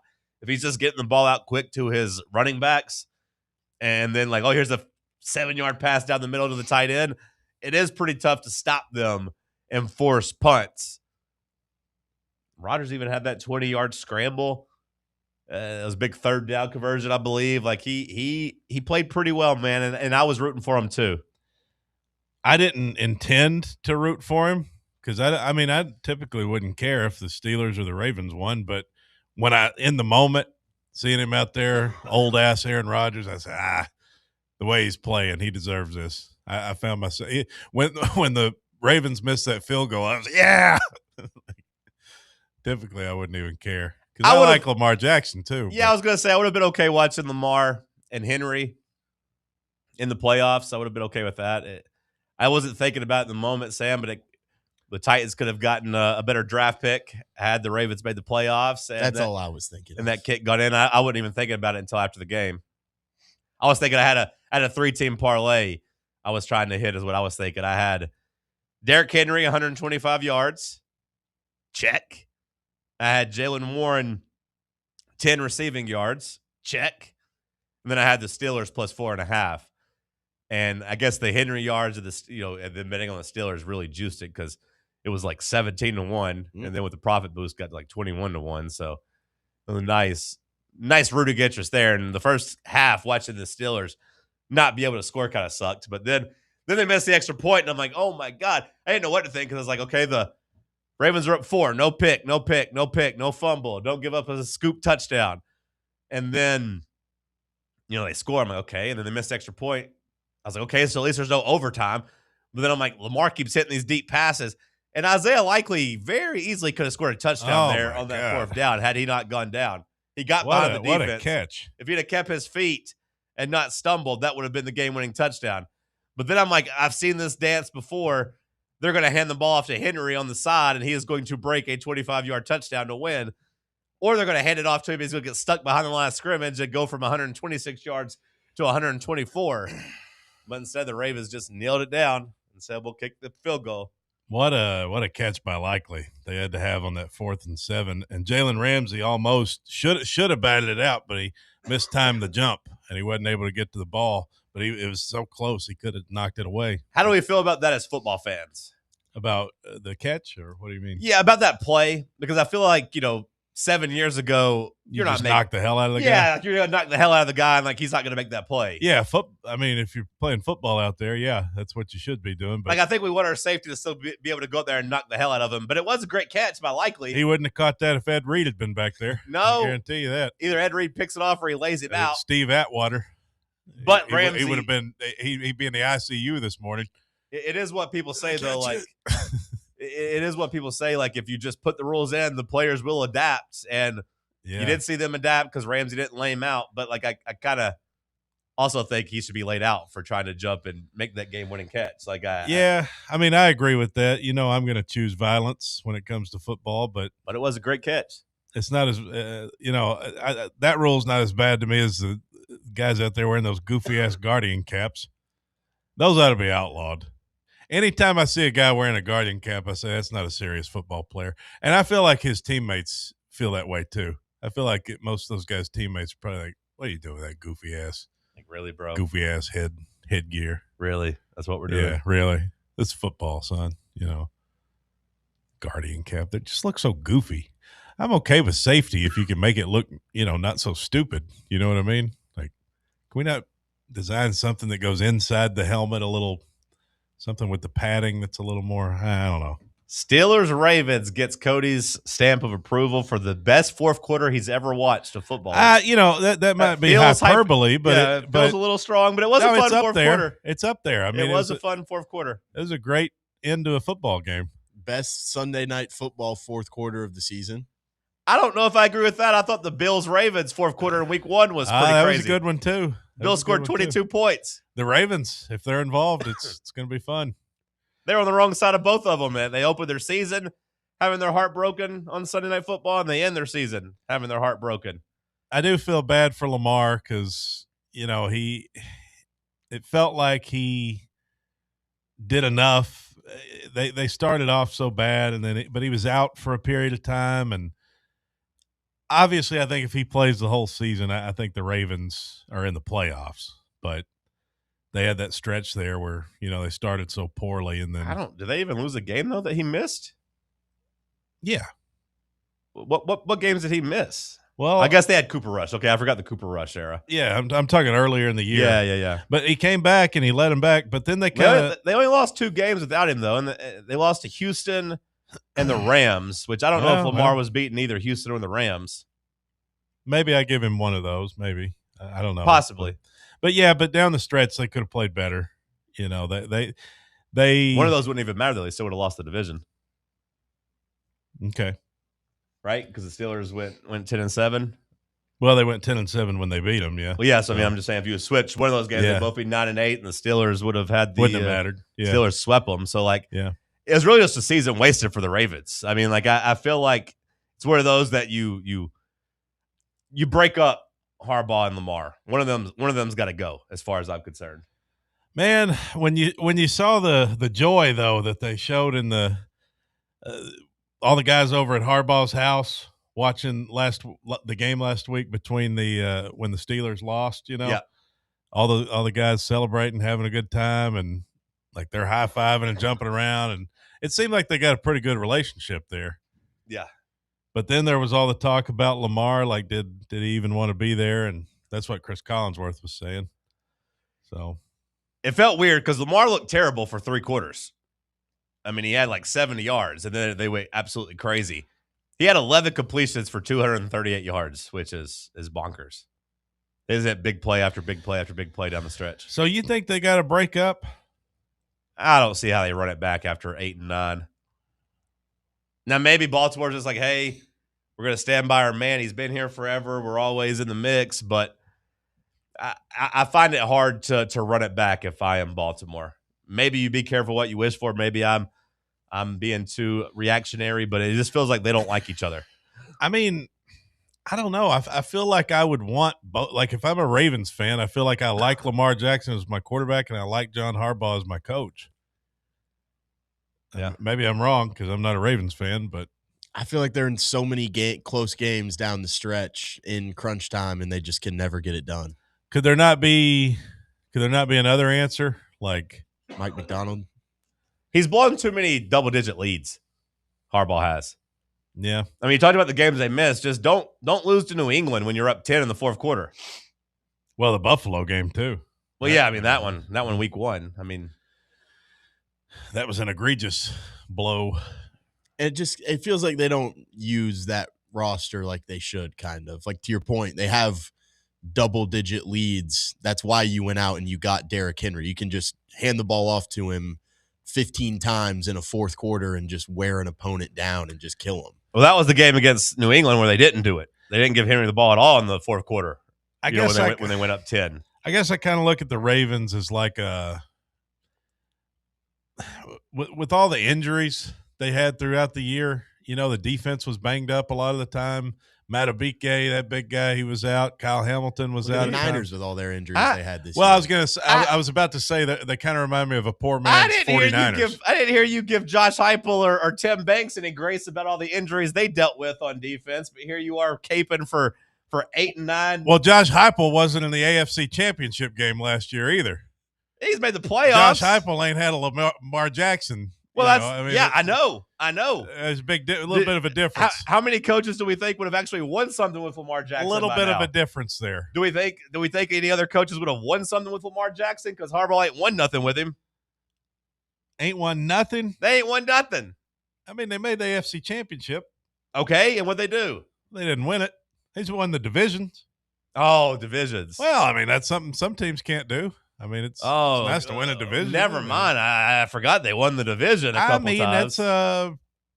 That's not a Super Bowl, but it's the NFL. It's tough. I don't think I'm firing John Harbaugh. That's just my feelings about it. Oh yeah, he did make the AFC Championship that one time when they blew it at home.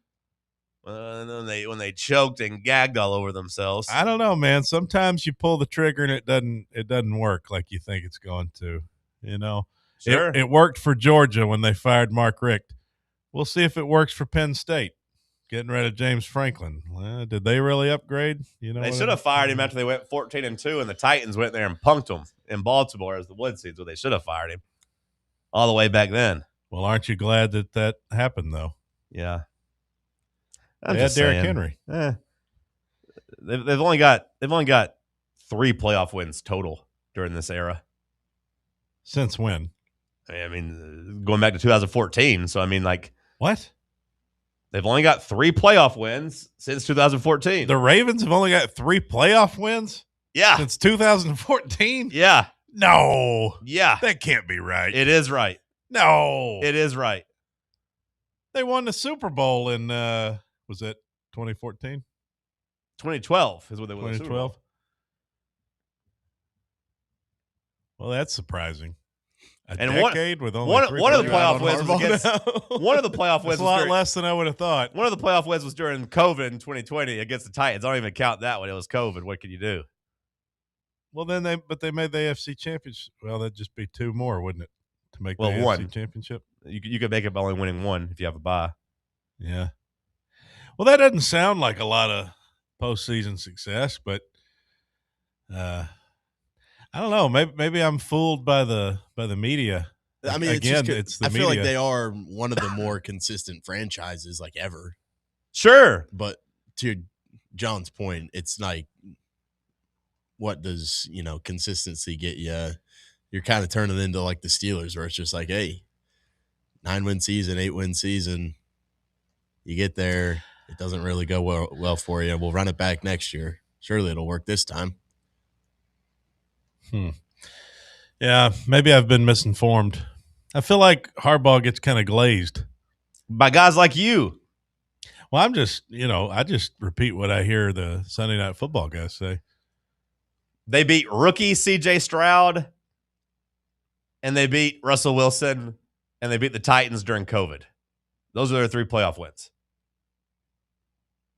Okay. Well, everybody had the same, during COVID, everybody had the same opportunity. Sure.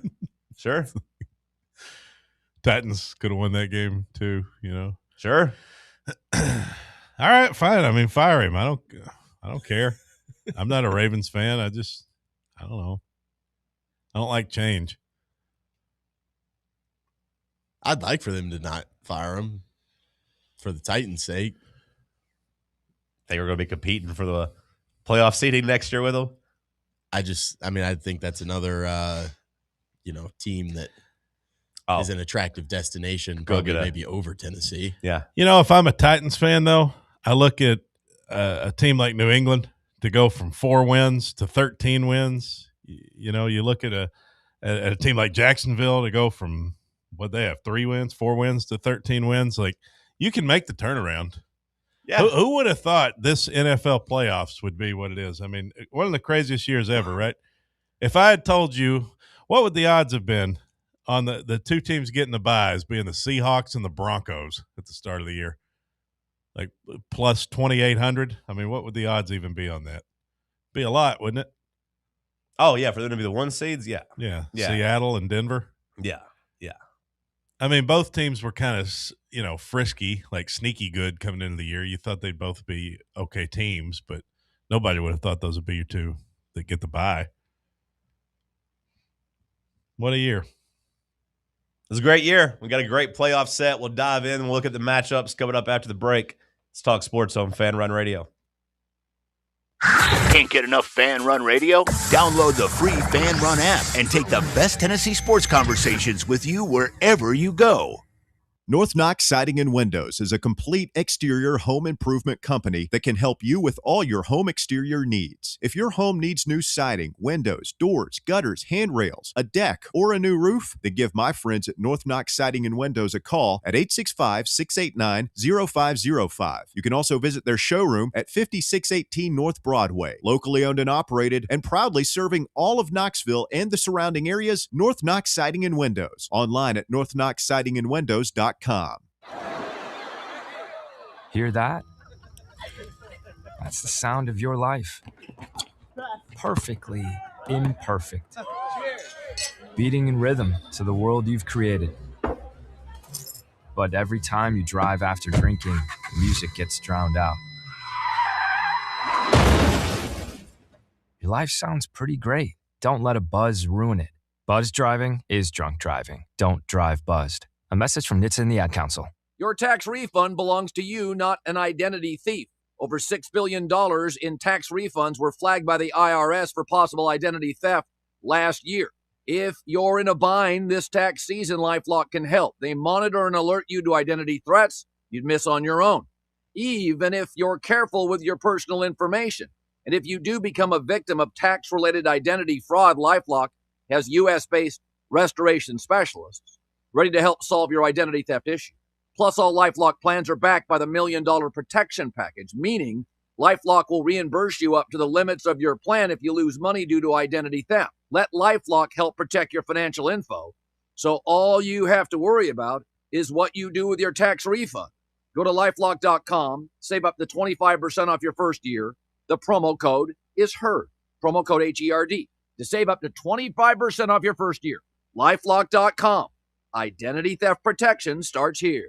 Hey, folks, if you're in need of a lawyer, you need to call my friend Jerry Givens. I've known Jerry since high school and can personally vouch for him. He's East Tennessee through and through, and if you're going through a divorce, bankruptcy, or a DUI case, you'll need someone you can trust on your side to help you navigate the local legal system. You can trust Jerry Givens. Call the law offices of Jerry Givens today at 865-801-9250 to schedule your free consultation. That's 801-9250. Now, here's a little story.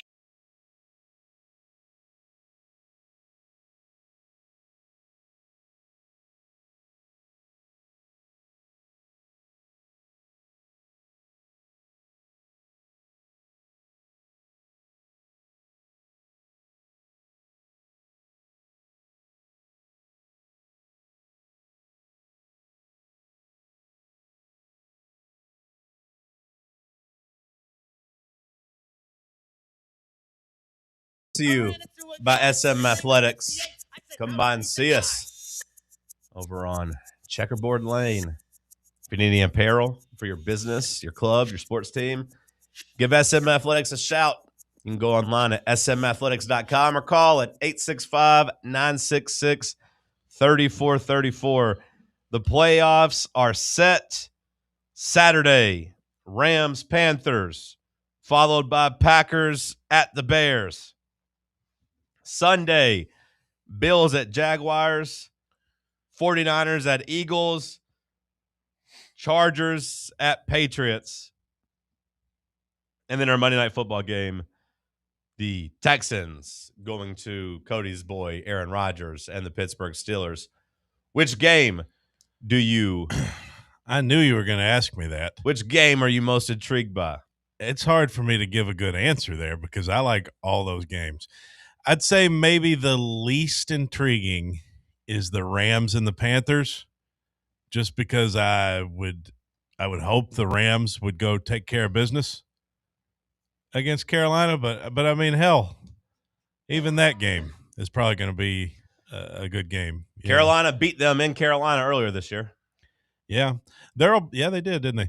There'll probably be a couple of those games that are duds. That's just the way it goes. Sure. They all look good on paper, but then you're bound to have, I thought all those quarterfinal games of the playoff were going to be good too, and then 2 of those were duds. So really kind of 3 of them. So, the 49ers, Eagles, I'm definitely intrigued by the Bills just because I want to see Josh Allen break through. But that's a tough matchup for them. I mean, of the 6 games, only one has a point spread over 3.5 points. Is that the Rams game? Yeah. Rams 10.5 point favorites at Carolina. Oh, that's a huge spread. It feels like a huge spread, yeah. Especially with the way the Rams have been playing lately. They ain't been looking. No, they ain't been necessarily great. They ain't been at their best, have they? But yeah, Packers Bears, that's a 1.5 point spread. Bills Jaguars, that's a 1.5 point spread. 49ers, Eagles, Chargers, Patriots, Texans, Steelers. That's all a 3.5 point spread.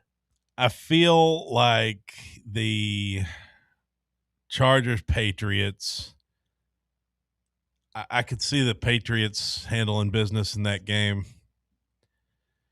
The Bills, I'm the most intrigued by what the Bills do, just to see if they can finally get there with Mahomes out of the way. But boy, they picked a tough year, didn't they? For there to be no Mahomes, and yet you've got, 3 13-win teams? Jacksonville, Denver, and New England, all 13-win teams. That's tough. Those are all they've all proven to be pretty good football teams throughout the year. And you kind of thought at some point, a couple of those teams would take a step back. Like Indianapolis, it all fell apart for them when Daniel Jones got hurt. But I mean, it's a good AFC. Sam, which game stands out to you? To me, it's Packers Bears by a mile. Yeah, I just think obviously the rivalry between those two, you don't see those guys play often in the postseason. I think back of like that 2010 NFC Championship game with the Packers Bears just ending in like heartbreaking fashion. I think when you have like Tennessee fans with the battered Vols syndrome, I think Bears fans are going to be going in with their cup on for this Packers game. Yeah. Well, it's the team they don't want to play, right? Like it's I mean, like they've only played 2 playoff games since then. And one of them was the double doink game. So like, I mean, they've gotten 2 games. They got a COVID game against the Saints where they scored 9 points, and they had the double doink game where they lose at home on a last-second field goal to the Eagles. And then I believe, was that the year the Eagles went on and won the Super Bowl? Yeah. That game feels like it's going to be just heartbreak for the Bears. I am going to bet the Packers to win by like 1 to 3 points. Yeah. That's going to end on like a Packers game-winning field goal or something like that. Yeah, that is a beautiful game though. Beautiful rivalry on a Saturday night. They've also played twice in the last month. Yeah. So there's a lot of familiarity and bad blood there. And then honestly, just like old school grinded out football, I do think Texans Steelers is going to be pretty fun. It's going to be disgusting, but I think it's going to be just fun football. I feel like I'm going to be watching from like the 70s. Yeah. Yeah, it does feel that way. It's funny that when that spread came out, it was Texans -2.5. And I was like, Texas, just hammer the Texans. But now it's 3.5, and I'm like, Steelers, they keep it close at home. What's the total in that game? 39.5. Under. Yeah. 13-12. Yeah, the Packers Bears. That's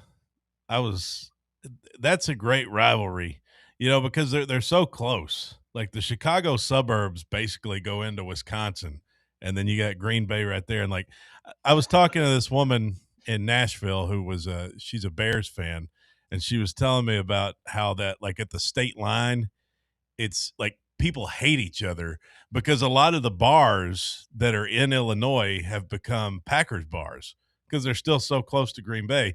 But then, of course, the native Chicagoans, the Illinois people, are like, "No, this is a Bears bar. You get the hell out of here!" Like it's just there's so much bad blood there, and those people love to drink too. So I'm interested in every playoff game, honestly, besides the Patriots Chargers. Oh, I find that one to be very interesting. I mean, Herbert versus Drake May. I mean, that to me is a great quarterback matchup.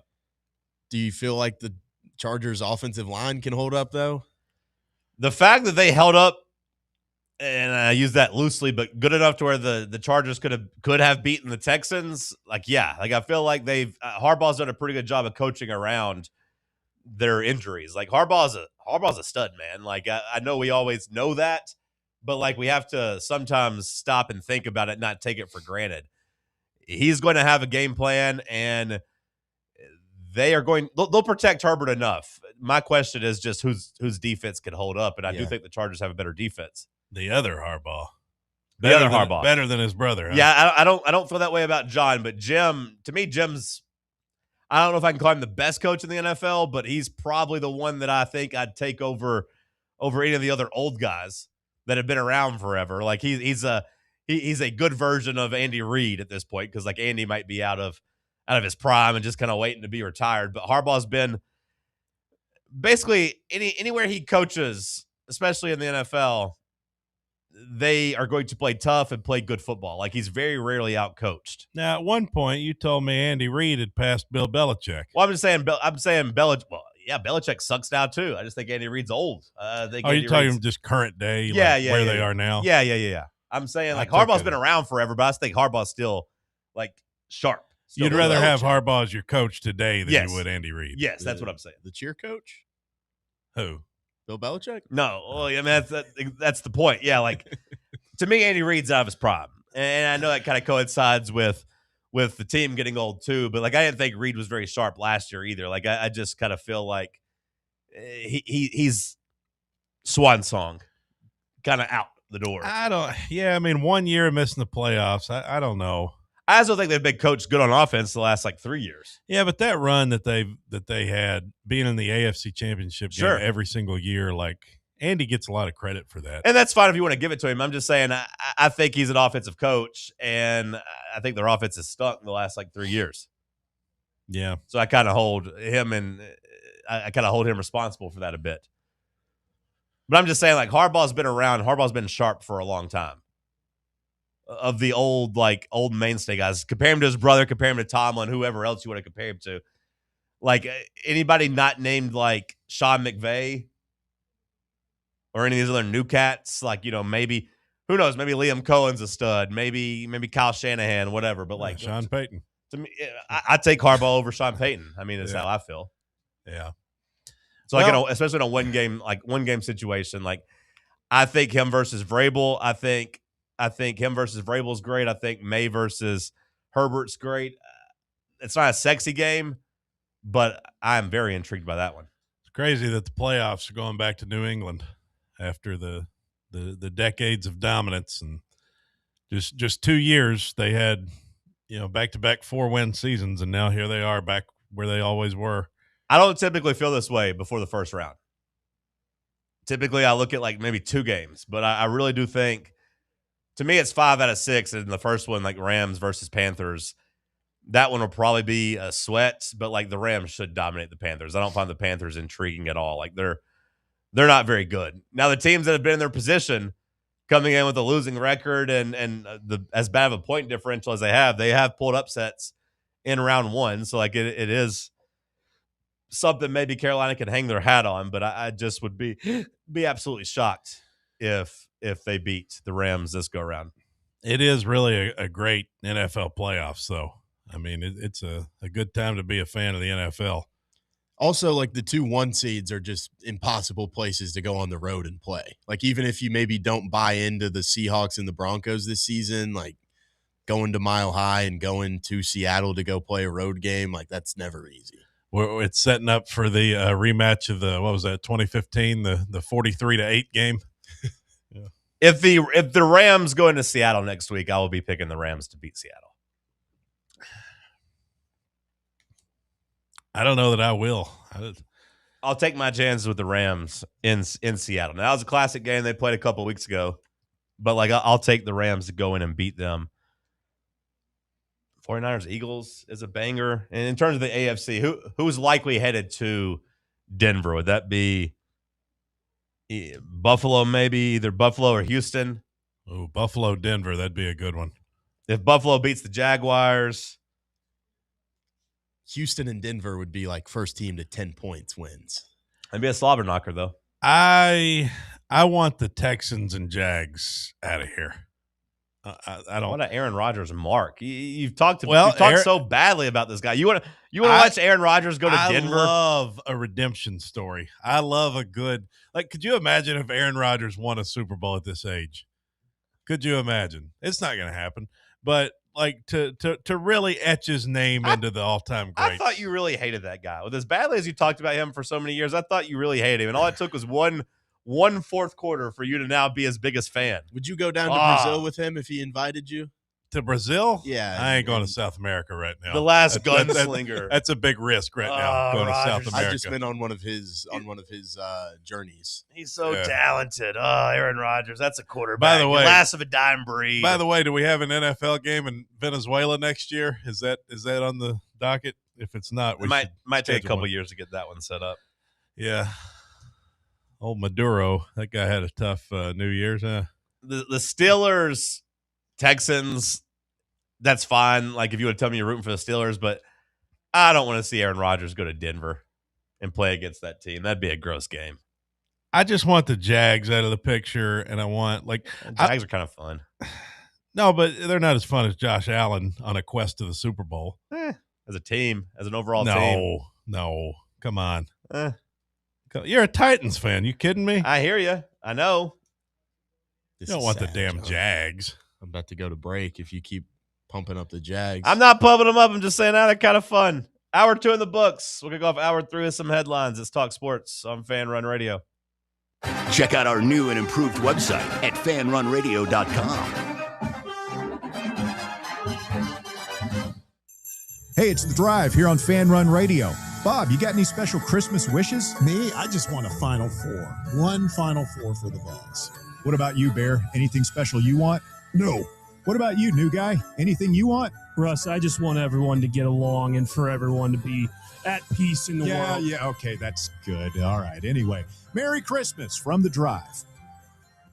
Your smile says it all, so make sure it's saying the right thing. At Knoxville Smiles, we believe healthy teeth mean happy lives. Whether it's a routine cleaning, whitening for that big event, or fixing a nagging toothache, our gentle team is here for you. With flexible hours, family-friendly care, and the latest technology, Knoxville Smiles makes every visit stress-free. Don't wait another day to love your smile. Call Knoxville Smiles today at 865-539-1776 or book online at knoxvillesmiles.com. Smile brighter with Knoxville Smiles. This football season, crack open a cold beer that doesn't fumble the flavor. Garage Beer is 100% beer-flavored beer. No gimmicks, just cold beer. Co-owned by the Kelsey brothers and brewed right here in the Volunteer State, Garage Beer is perfect for fall fire pits and Tennessee tailgates. So pick up a 12-pack today of the official beer of Football Fridays on Fan Run Radio. Garage Beer, 100% beer-flavored beer. You're listening to FM 105.7 and AM 1340, WKGN Knoxville, and W289CU Knoxville, Fan Run Radio. We really need to get some branded stuff. Shirts, hats, promo items, something professional. I mean, we could just find a website and order a bunch of it ourselves. You could, but you're taking a big risk. You don't know the quality, the fit, the timeline. It's a roll of the dice. Yeah, I guess. But isn't that how everyone does it now? Not the ones who actually care about how their brand looks. Look, if we're putting our name on it, it needs to be done right. We need SM Athletics. SM Athletics? Yeah, they specialize in working with businesses like ours. Apparel, hats, promo gear, but real, customized stuff. They actually care if it turns out right. Probably a lot better than getting stuck with 100 t-shirts with crooked logos. Exactly. Plus, they'll walk you through everything. Sizing, colors, material, so it matches the image we're trying to build. Makes sense. What's the name again? SM Athletics. Trust me, if you want to look like a real company, not a flea market stand, this is the move. If you're serious about your brand, work with people who are serious about getting it right. SM Athletics.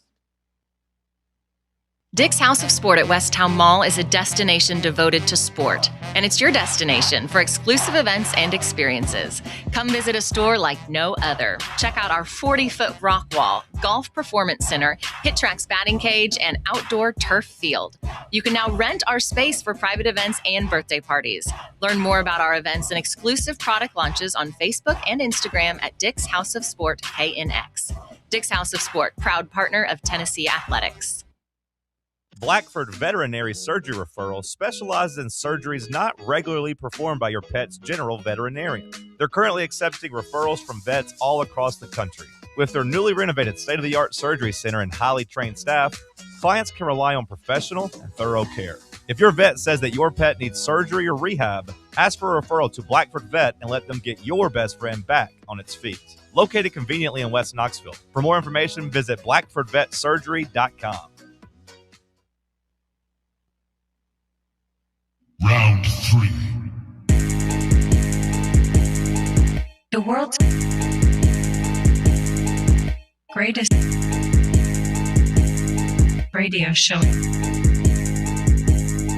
The world's greatest radio show in Tennessee. Power Rankings, Tuesday Trivia. John, Reed, and Cody going wild. No Olivia. Wood grain on my leather seats. I got the whole team eating like I'm Johnny Eats. Morning booming from 7 to 10. Ayy. Talk sports while I'm chewing a Zen. Ayy. Talk sports while I'm riding to work. All the ops take a ride in a hearse. East Knoxville. Morning booming from 7 to 10. Ayy. Morning booming from 7 to 10. Ayy. Morning booming. Hour number 3, kick it off here in the White Claw Hard Seltzer Studios. Let's hit another batch of headlines. What you got, Cody Mack? Thank you, John. The state of Tennessee is hosting a national championship tonight. Illinois State versus Montana State. So that's why Bubba's not here. Yes, he's in Nashville. Okay. They're playing it at Vanderbilt Stadium, at First Bank Stadium there in they're off West End, the FCS championship game. Okay, Bubba, now I get it. How about that? You going to watch that? Huh? Yeah, me neither. Well, I mean, there ain't nothing else on tonight. I got a life, brother. Okay. Yeah, well, I know you like sports and not that much wagering and entertainment. I'm good. Whatnot. So I'm going to the movies tonight. It's Mystery Monday. Okay. Well, have a great time with that. The Lady Vols. I think it's the monkey movie. I'm going to see the monkey movie. Monkey movie? Okay. Yeah. Well, don't be like acting up in there. The British monkey or whatever? No. That was years ago. I was going to say, did they make another one about that? This one's like a scary movie. I'm not really familiar with it. There's a monkey in it. I feel like it used to be a man. They turned into a monkey. I don't really know. They got me with the commercial that was like 92% on Rotten Tomatoes. But I was like, the movie's not even out, so how do they really know? Anyways, I just want to go to the movies. It's Mystery Monday, so I'll be there.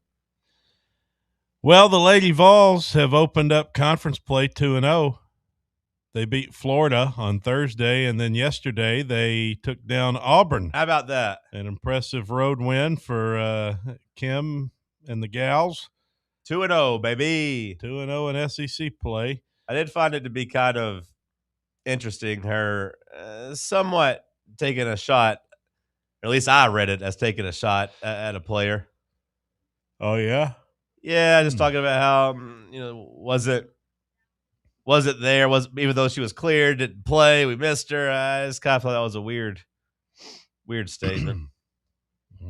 Well, either way, they got a nice dominant win, 73-56. They're winners. So that's good. That's good to see there for them. They needed it. Anything else? Yeah.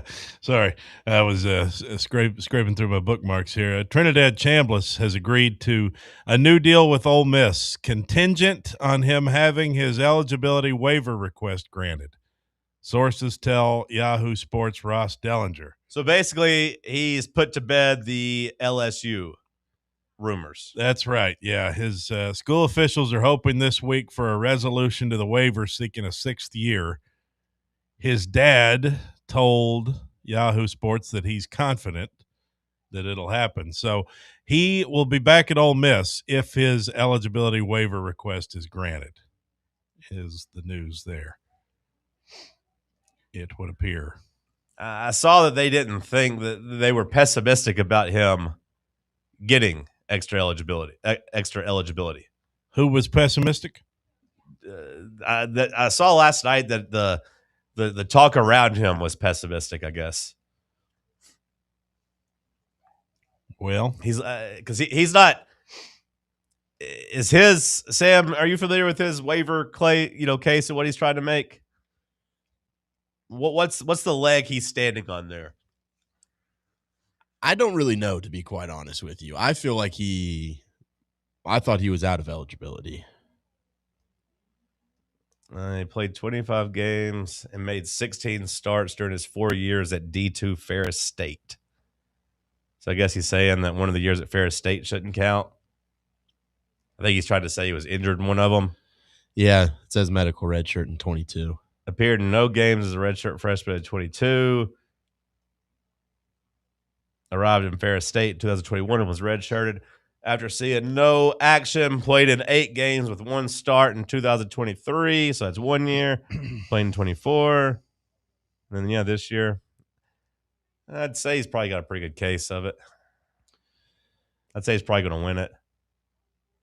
If you tell me he redshirted his freshman year and then had a medical redshirt the next year. Either way. More portal news for the Vols. I don't think we mentioned this one, but offensive lineman William Satterwhite entered the transfer portal. Yeah, Tennessee loses a couple of depth offensive linemen as William Satterwhite enters the portal, as did Bennett Warren. And Bennett Warren ended up at Minnesota. So the guys on visit today, you mentioned several of these players. I don't know did you mention them all? Delaware offensive tackle Anwar O'Neal. I haven't mentioned him, no.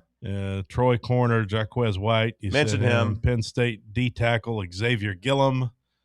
North Carolina linebacker Kamori House. Louisiana running back Zylan Perry. Penn State edge Chaz Coleman. All expected to be on campus today.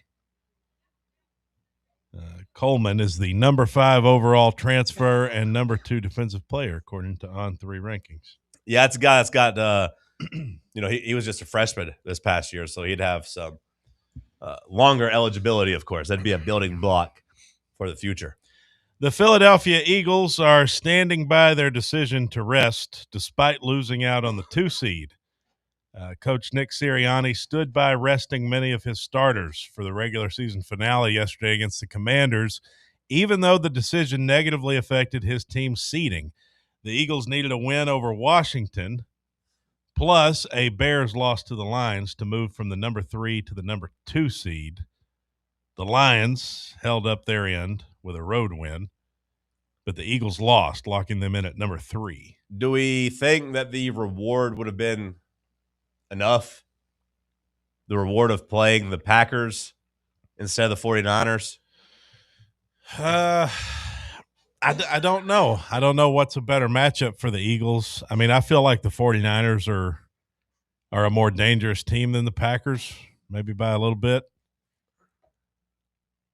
I think they play in a tough NFC West. They looked awful on Saturday, but they were without their starting left tackle. But yeah, 3 points. My God, surely that left tackle is not worth that much to their team. They were awful. That was quite a dud of a game because I was looking forward to that one Saturday night. I thought, well, I'll watch the Vols play basketball and then probably go do something during the Panther. I didn't really care about the Panthers-Bucks game. And I thought, but I'm going to be home for that one. That's going to be a good game Saturday night. It was not. Seattle, San Francisco, nothing. Saturday NFL was just terrible. Yeah. Yeah, it wasn't great. Travis Kelce remains undecided on his future. Who knows? That's what he said when asked about retiring. I just love this team. I'm proud of the way we finished this season, even though it ended the way it did. The guys showed up and gave their all still. That's all you can ask for. I'll spend some time with them, go through exit meetings Monday and get close to the family and figure things out. They asked him if he's retiring. He said, who knows? Kind of hope he retires. I do too. Or at least just make a decision. Yeah, I mean, I've seen enough. I'm tired of getting the questions of like, hey, is this your last game? Is this your last game? And he's, hey, you know what? I'm just enjoying it while it's here, blah, blah, blah, blah, blah. We'll see where we're at in the offseason. Yeah, it was weird with Rodgers last night in the post game. Did you see that? Yeah. She just asked him, like, I don't know. Hey, so you're going to play next year? So, yeah, so you're going to ride off into the sunset? That's the way she put it. So he's like, I don't know. But, yeah, Kelce, he says either it hits me quick or I've got to take some time. Last year was a little bit easier. I think I knew right away I wanted to give it one more shot. We'll see this year. So, what would be the point of coming back? Try to make one more run at a Super Bowl. For what reason? Just to win another one? So yeah, you went out a champion? I understood him wanting to do the three-peat. Like, I got that. I mean, if you're a guy like him who's used to winning at the level that they are, you probably don't want it to end on a year you don't make the playoffs. Yeah, but are we sure they're going to come back and win next year? I wouldn't be certain of it, but because they weren't. I mean, they just weren't very good this year. You should do like the 1 year retirement and like stay in good shape, and then be like, you know what, I've got a burning desire to still play football, and then come back when Mahomes is healthy. Man, I think that works in other sports. I don't know if that works in football. It's hard to do a retirement tour in football because, like, I just imagine the mental gymnastics you have to put yourself through to be physically ready to go. And, like, the mental drain it has to have on you to be, like, to know that you're signing up for 17 car crashes. To be like, yeah, I'm going to go out there and just get hit 17 weeks. Let's sign up for four months of pain. He'll get tired of Taylor Swift eventually in retirement. I feel like that's a pretty good life. You're marrying a billionaire for a reason, bro. Like, what are we doing here? That home's gonna get lonely. She's gonna go on tour, and he's gonna be like, man, go with her. What's the purpose of this? Go with her. Get out there on the road with her. Buffalo Bills fans said goodbye yesterday to their stadium. I think I'd do the Gronk thing. I retire for half the season, then come back in like December if we're good. I'll come back and then play in the playoffs, essentially, is what I would do if I was him. You could do that, yeah. The Bills had a nice 35-8 win over the Jets. As the music finished, the Jumbotron displayed a singular message that said, "Thank you, Bills Mafia." Where are they going? Well, their stadium is going away. They're getting a new stadium. Where are they going? It was Where are they going to play? Still in Buffalo, somewhere. But the stadium, Highmark Stadium, it's been around for a long time. So they're playing a new stadium in Buffalo. The Bills? Yeah. Yeah. You didn't know this? I mean, not really. Oh. Not before yesterday. That's an emotional day for those. I think a lot of those fans couldn't afford the new season tickets at the new stadium, so that was like their last game. Like, get the family together and go to a Bills game. They're staying outside though, right?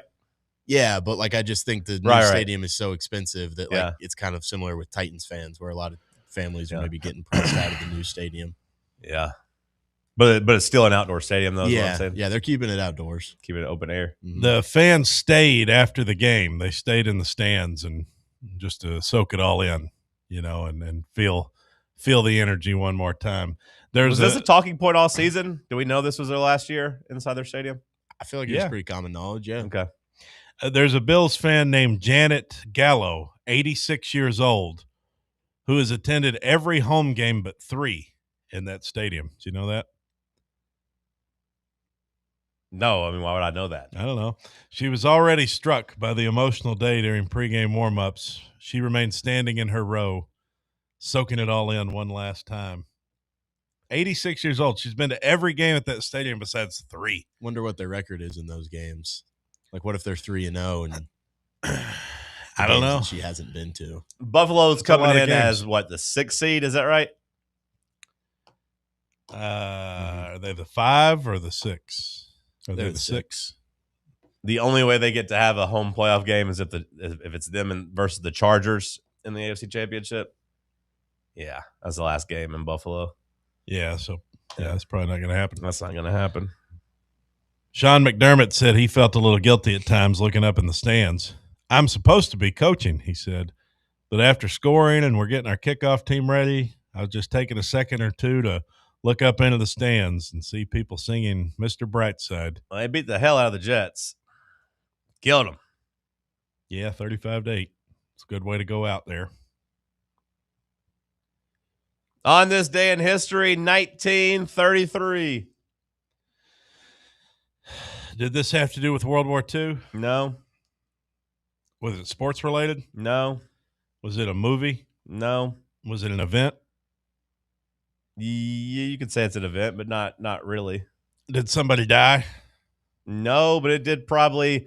I will say that this is somewhat related to movies and is related to deaths as well. Is it music related? No. Was there a disease? No. Is it something that happened in America? Mm-hmm. Was it on the East Coast? No. West Coast? Yeah. California? Yeah. Los Angeles? No. San Francisco? Yeah. Is this the earthquake? No. Is there an earthquake in 33? I'm sure there was somewhere. Did it have to do with striking gold? No. Did it have to do with gold? Yeah, kind of. Had to do with movies. Death. Somewhat has to do with gold. Was it? It wasn't sickness though. Was it like something with like the Oregon Trail, like dysentery or something? No, not in 1933. Was one singular person involved? No, a lot of people. A lot of people were involved in this in San Francisco. Was it a natural situation? No. It's not an earthquake. Was it a fire? Mm-mm. Did you see that fire in Switzerland? Getting colder. See that bar that burned up, that ski resort? Those people videoing that. That's just crazy. Oh, that video was crazy. I watched a movie last night. I watched 2 movies last night. Influencer, and then I watched the sequel, Influencers, and it's basically the sequel is called Influencers, and the first one is Influencer. Yeah, it's kind of cool. Yeah, but it's basically like influencer culture. It's a horror movie though, where this girl's basically finding these young girls that are traveling to these countries by themselves and doing influencer stuff, and she's basically knocking them in the head and taking their life. Essentially, is what she's doing. Classic. But I was thinking about that culture, then I saw that damn fire where they're just videoing this other that comes to kill them all. Did this have to do with Alcatraz? Not directly. Okay, but sorta. Construction begins on the Golden Gate Bridge in 19. Well, that was going to be my next guess. Yeah. If it wasn't Alcatraz, I was going to say, does it have? I don't know why you'd go to gold. I don't know why you'd go to Alcatraz, but I said Golden. People dying, people jump off the bridge. It's in a lot of movies. Put that together.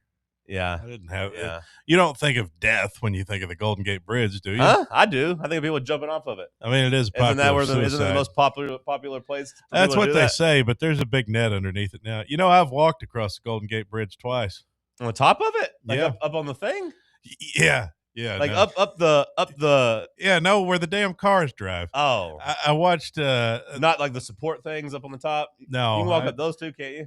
In video games you can. You can in real life? I don't know. Well, you could, but I don't it'd be frowned upon. You might fall. Good chance you'd fall, actually. You can feel it swaying when you're up there. It's quite a phenomenon. I saw a whale the last time I walked across it. Saw a whale right down there in the bay. Oh, wow. What a picturesque scene. That whale looked up at you and said, "Hey, brother." What do you mean by that? You saw him, he saw you. He didn't see me. He was focused on whatever he was. When they're up, their eyes are above the water. They're looking around too. So it's for pedestrians as well? Yeah, you can walk right across it. Is that a common walking place? Oh, yeah. I feel like I only see cars there. No, you can walk. It's 1.5 miles across. It's a great walk. You can see the city. You can see Alcatraz right there. Yeah, you could jump if you wanted to. But a lot of people do, I guess. So, yeah, Golden Gate Bridge. That's a good one. It was the world's first big some suspension bridge or something like that. Yeah, we had to study that in school and then build our own bridge in the 7th or 8th grade. I can't remember, with toothpicks. Yeah, it was very impressive. I've read all about it. I just forgot everything. You know how when you're at a place, they have like those little plaques and things. Yeah. I like reading those. Yeah, I do too. But then I forgot everything it said. But okay, it was historic. Just know that. We'll talk some Vols coming up next. Let's talk sports on Fan Run Radio. For the fans, by the fans. This is Fan Run Radio, Knoxville. Hey, Vols fans, Cody Brown here. I grew up right here in Tennessee and know what it means when someone says, "I've got your back." That's why you can trust Farm Bureau Insurance of Tennessee. Whether it's your home, your vehicle, your family's future, or the business you built from the ground up, we will show up for all of your insurance needs. We are Tennesseans who understand what matters, which is doing right by you. Insurance is not all about just paperwork and policies, but it's about the people we insure every day. So if you want insurance that hits home, give me a call at 865-992-3871. Go Vols. Located in Knoxville's historic Old City, Barley's offers great food, live music, the best draft beer selection in town, and now your new favorite place to watch sports. Their indoor projector is perfect for any weather, and they've revamped their upstairs area with more TVs to take in all of the action. Their menu features hand-battered chicken tenders, juicy burgers, fresh salads, and the tastiest pizza in Knoxville. You can enjoy their happy hour drink specials daily from open until 6 p.m. Barley's Tap Room and Pizzeria. This football season, crack open a cold beer that doesn't fumble the flavor. Garage Beer is 100% beer-flavored beer. No gimmicks, just cold beer. Co-owned by the Kelsey brothers and brewed right here in the Volunteer State, Garage Beer is perfect for fall fire pits and Tennessee tailgates. So pick up a 12-pack today of the official beer of Football Fridays on Fan Run Radio. Garage Beer, 100% beer-flavored beer. Welcome to Axle Logistics, where excellence isn't just a goal, it's an energy. As a leading third-party logistics company, Axle is powered by an award-winning culture built on a work-hard, play-hard mentality. Here, the drive for success is contagious and hard work never goes unnoticed. Whether you're just starting out or looking to level up, Axle Logistics is the place to launch your career. Join us and take your ambition to the stars. To learn more, visit axlelogistics.com. Yee-haw! I've been hooting and hollering ever since I started betting with the VIP Play app. VIP Play has more than 200 leagues, every bet type you can imagine, live betting and live hosts, all with 24/7 support from real live people when you need them. Start betting better with the VIP Play app today. Don't be a better, be a better with VIP Play today. Download VIP Play today or head to VIPPlayApp.com. Make sure you use the promo code FANRUN to take advantage of their welcome bonus and so they know that we sent you. Gambling problem? Call 1-800-8899-789. Must be 21 or older and located in Tennessee to bet.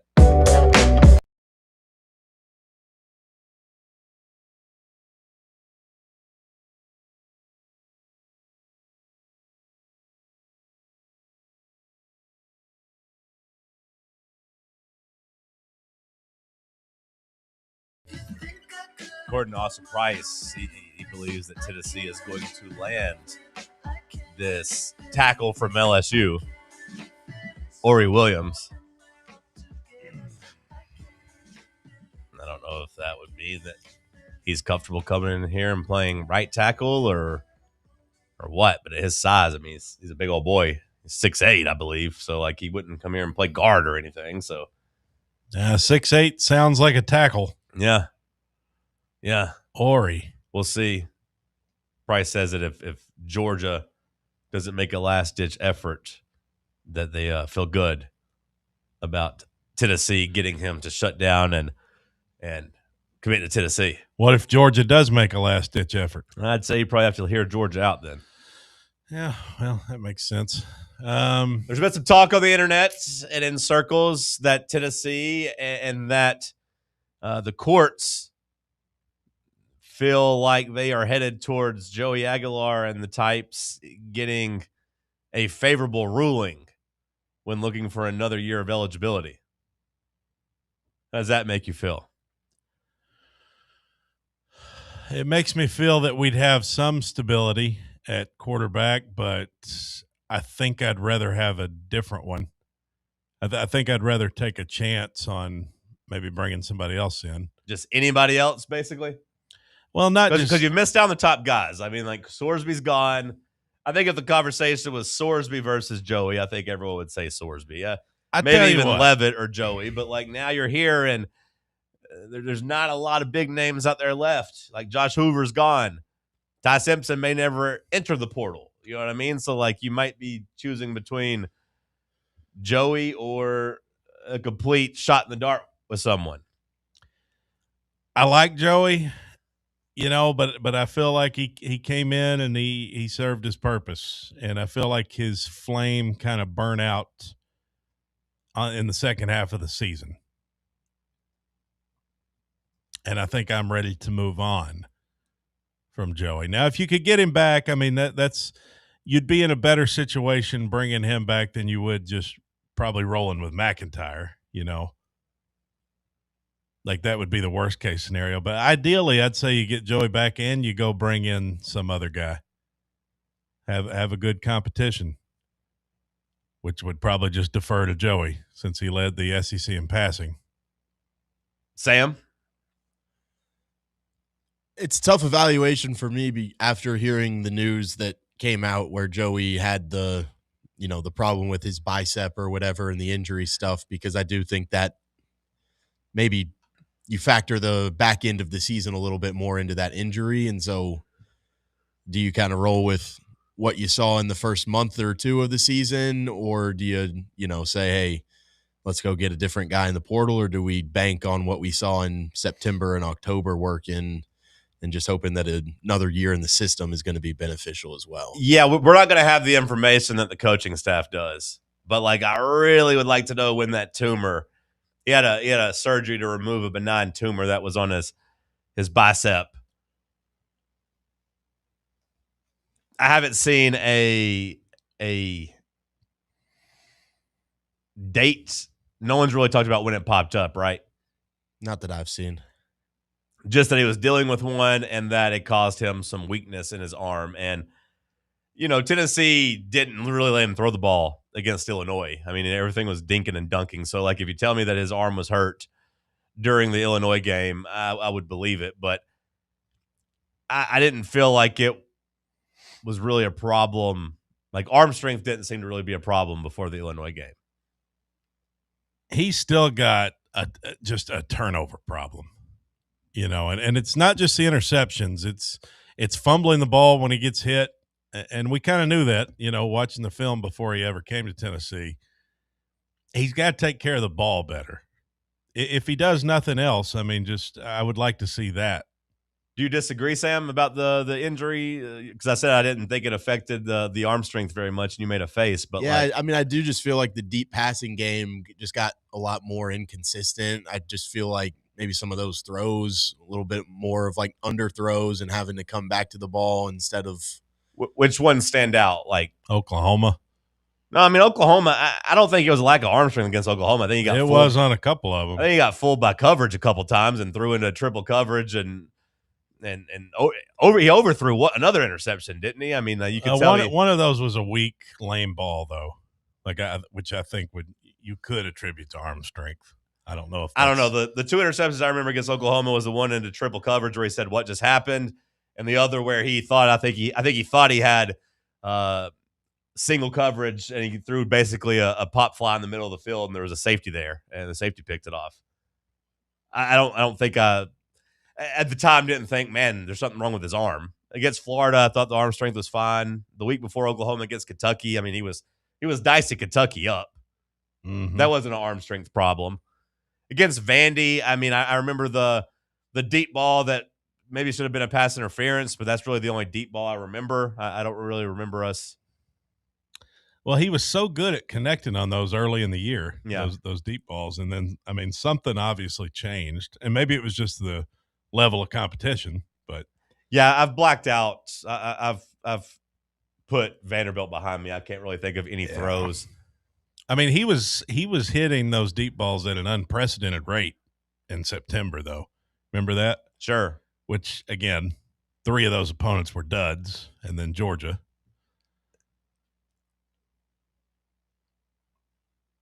I would be I mean, I'd be okay with him coming back. I'm not going to.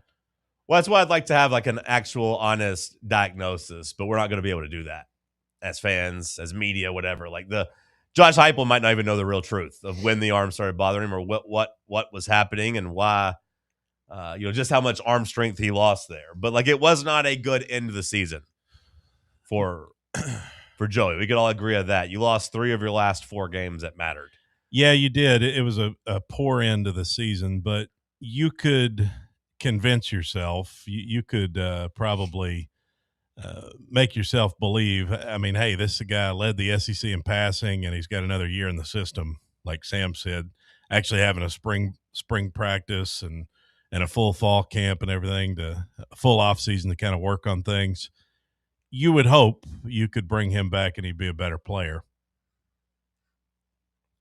Well, I think Tennessee, I don't know what their strategy is in terms of how long they wait. Joey's talked about a hesitancy to even come back if he was granted that eligibility. I've seen some reporters, I believe the guys over at VolQuest were saying that Tennessee is not even necessarily sold that they would want to bring him back, that it might just be a mutually parting ways type of thing. I don't know if that means Joey just doesn't want to play football anymore, or if he'd look somewhere else or what, but well, from a Tennessee standpoint, it depends on what else you can do. Who else you can get? Question, yeah. And I think most people would take Ty Simpson over Joey. Is that a stretch to say that you'd rather have Ty Simpson? That most people would agree with that? Yeah. It may be a stretch, but take out the part. I think after the bowl game and the way Tennessee played in the bowl game, I think that number goes up. But then, like you said, after the injury diagnosis, I think people might look at that a little bit more favorably in terms of, oh, wow, what a warrior. Thanks for playing for us. I would rather have Ty Simpson. It'd be cool to take Alabama's quarterback. Sam, would you rather have Ty Simpson or Joey? Yeah, I'd rather have Ty Simpson. Yeah. I'd rather have Ty Simpson.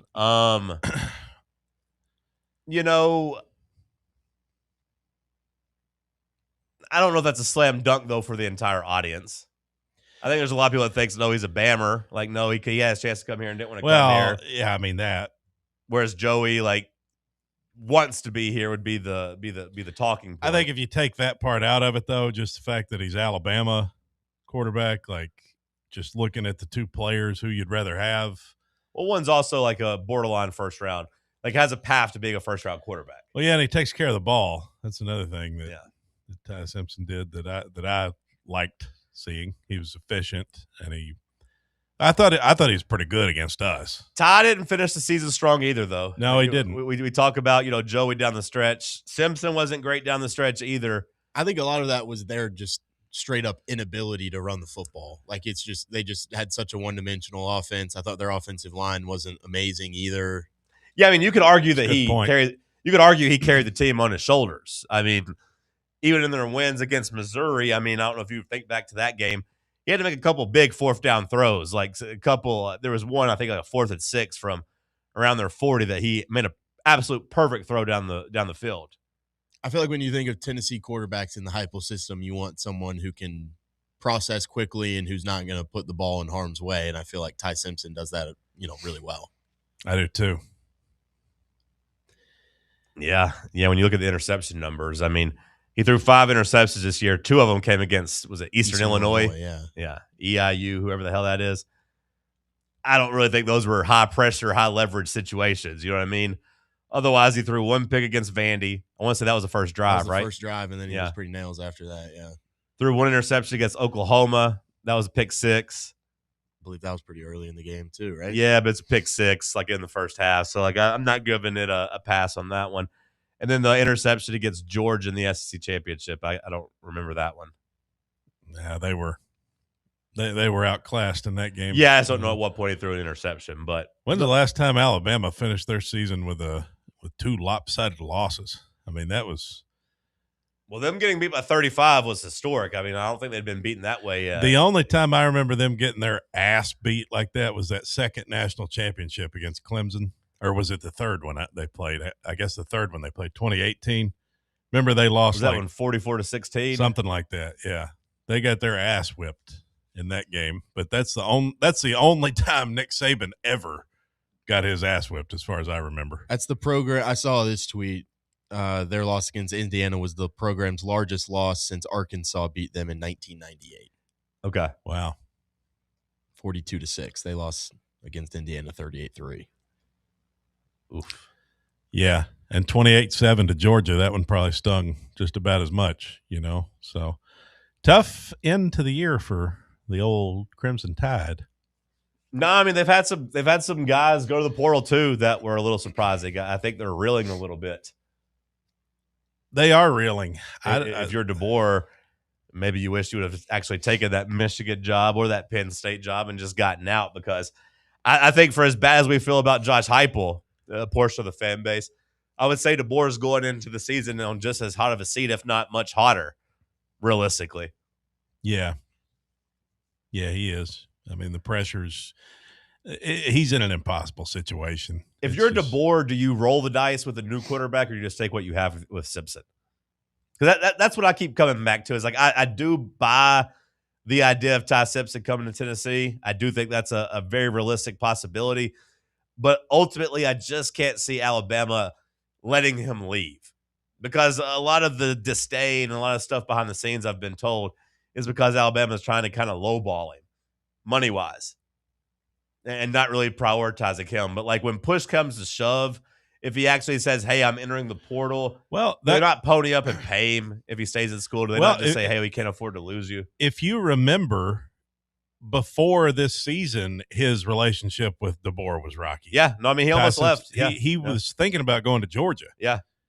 Initially, and his family, I guess, decided it was best for him to stay, and they kind of worked it out. But DeBoer was icy toward him from the beginning. Kind of gave him the cold shoulder when he first got to Alabama, is what the reports were. So they've got the number 2 player in the country from last year's cycle on the bench too. This Keelan Russell kid is supposed to be a stud. Yeah. But like if you're, I mean, like, do we not think that college football is an old man's game now at this point? I think it is. Like, look at what Indiana has. I mean, Indiana, like, they got a whole bunch of just grown-ass dudes out there playing. Well, let's look at the other teams. I mean, Ole Miss, Chambliss, what year is he in? I mean, he's 5th or 6th, depending on how. Starter, if you want to include D2 level, yeah. I mean, the guy at Oregon, I mean, Oregon. He's not old. I mean, he's like a junior, right? Yeah, but still an upperclassman. Yeah, but it's his first year as a starter. I don't really view him as this narrative. But when you say, though, it's an old man's game, maybe not just the quarterback, but like the rosters. Yeah, it's same with Miami. That's an experienced and they got a professional quarterback out there. I mean, like by all intents and purposes. Carson Beck. Yeah, I mean, just like his age and his experience. I mean, he is experienced. He is somebody that's been around forever. So like if you're DeBoer. Yes, Keelan Russell guy, and Tennessee's gonna have the same conversation with Brandon and George McIntyre, but like, do you risk the unknown? Because all signs pointed to Tennessee having a succession plan in place with Nico, right? But like Nico didn't live up to those expectations. If you had Nico playing quarterback at a high level with an elite defense last year, you probably, make the semifinals at the very least. But like Nico was a game manager. Like they had to basically bring him back, dial him back because they wanted to, limit mistakes and just win with defense and running the ball. If you had a big-time transfer quarterback last year, who knows? You might could have won a national championship or at least played for a national championship. Realistically, if you had a really good veteran quarterback, you could have maybe been in the Final Four, if not the championship. I mean, if this year's not enough evidence of that, like on one hand, we're disappointed with where we're at, but on the other hand, look at your Final Four. It's Ole Miss, Miami, Oregon, and Indiana. Like you said, it's guaranteed new blood. So it should give other teams some hope that, like, hey, it's not just Georgia and Ohio State's game to dominate anymore, or Alabama or whoever, like the traditional powers. Like, there's no reason Tennessee shouldn't be able to rise if we do it right. Well, to me, I see like all teams that are left are teams that have gone, hey, we're just going to go straight portal. And I feel like Tennessee is feeling like they're maybe in the camp of the Georgias and the Ohio States of, hey, we're going to develop, 60% of this roster through high school. But I kind of feel like Tennessee maybe needs to take the approach of let's go 60% portal, let's go 40% high school. Is Miami 60? Is Miami's pretty portal heavy? They're portal heavy. Yeah, I was supposed to be. I know, Oregon, I know Beck is Oregon more built from the ground up? I don't think of them like I do those other three as being as heavy portal. But maybe I would wrong. say they're probably a pretty decent split, yeah. Yeah. But those other three, you're right. I mean, Indiana, Miami, and Ole Miss, all portal heavy. I just feel like it's hard to be a high school development program. Hey, wait a year or two for this guy to come be a big-time player. When Tennessee, I feel like, is just on the outside looking in of those name brands that high school kids go, all right, well, I can go to Georgia and I can develop, whereas I think it's a harder sell to say, all right, I'll wait my turn at Tennessee. Ohio State last year, they were kind of built from the ground up, but they also had some really key guys that were portal guys, like Judkins from Ole Miss, Caleb Downs. I mean, two of their five best players, or two of their five best flashy their quarterback players. was a transfer, so I don't know what the right split is, and it could be different year in and year out, but. Why did Georgia fall against Ole Miss? I don't know. I was very surprised to see that. Yeah, because it felt like it was opening up for them to win the title, and it's hard. It's hard to win as an underdog when you also hand a team 7 points. You know what I mean? Like they had that fumble, they let get returned for a touchdown, and like that should have been the death blow. Well, Georgia was up 21-12 with the ball in the too. Game. With the ball in the third quarter, they got that early fourth down stop. Like they were up 21-12 and should have put it away, but it's like Georgia. I just didn't know what the talking point was coming out of it, because it felt like they just didn't trust Gunnar Stockton to throw the ball. Like it felt like the only time he threw the ball was like dumping down to the running backs when he was getting killed. Yeah, like I feel like everything was so quick, all quick screens. Could they just not block Ole Miss? I guess Ole Miss was putting a lot of pressure, a lot of blitzes and stuff, and maybe they thought that was the game plan to counter that. Maybe they thought Gunnar Stockton's brain wasn't working from how many times he got just destroyed. That was the only time he made good throws is when he got killed. But like they got down in the end zone, with a minute left, and I really thought they should have ran the ball once down there. Even on third down, like you got to have that clock moving. You can't throw an incomplete pass because then you lose in regulation. But it surprised me the way that Georgia had been playing over the last month. I thought they were going to be kind of the clear-cut favorite at this point to win the championship. Well, especially after after Ohio State lost. Yeah. Yeah, it's going to be interesting with Ole Miss, too, with all those coaches and who's going to go to LSU and who's going to coach and what that's going to look like. Well, now they're talking about the OC maybe ends up in the NFL. I saw some report this morning that said he's got no interest in the NFL. What a weird spot. For Ole Miss, who knows? Yeah. What a weird spot for those Ole Miss kids to be in. You're right there on the doorstep of playing for a national championship, and nobody even wants to coach you. It's like, And they're They winning. probably love Pete Golding now. Yeah. Like, oh, at least this guy's staying with me. Yeah. They're winning. It's a weird spot. I think it'd be pretty cool. Yeah, good for them. It does. I mean, it to me, it does change the conversation, though. Like when you tell me that it's, Miami and Indiana and Ole Miss and Oregon, like it's not just a blue blood club. It does feel more attainable that if you just have one good offseason, you can be there. Two of those don't even feel like good coaches. Like, I mean, the guy at Ole Miss, Golding, I mean, he's not Kiffin. I mean, I guess he could be a good coach, but nobody really knows him yet.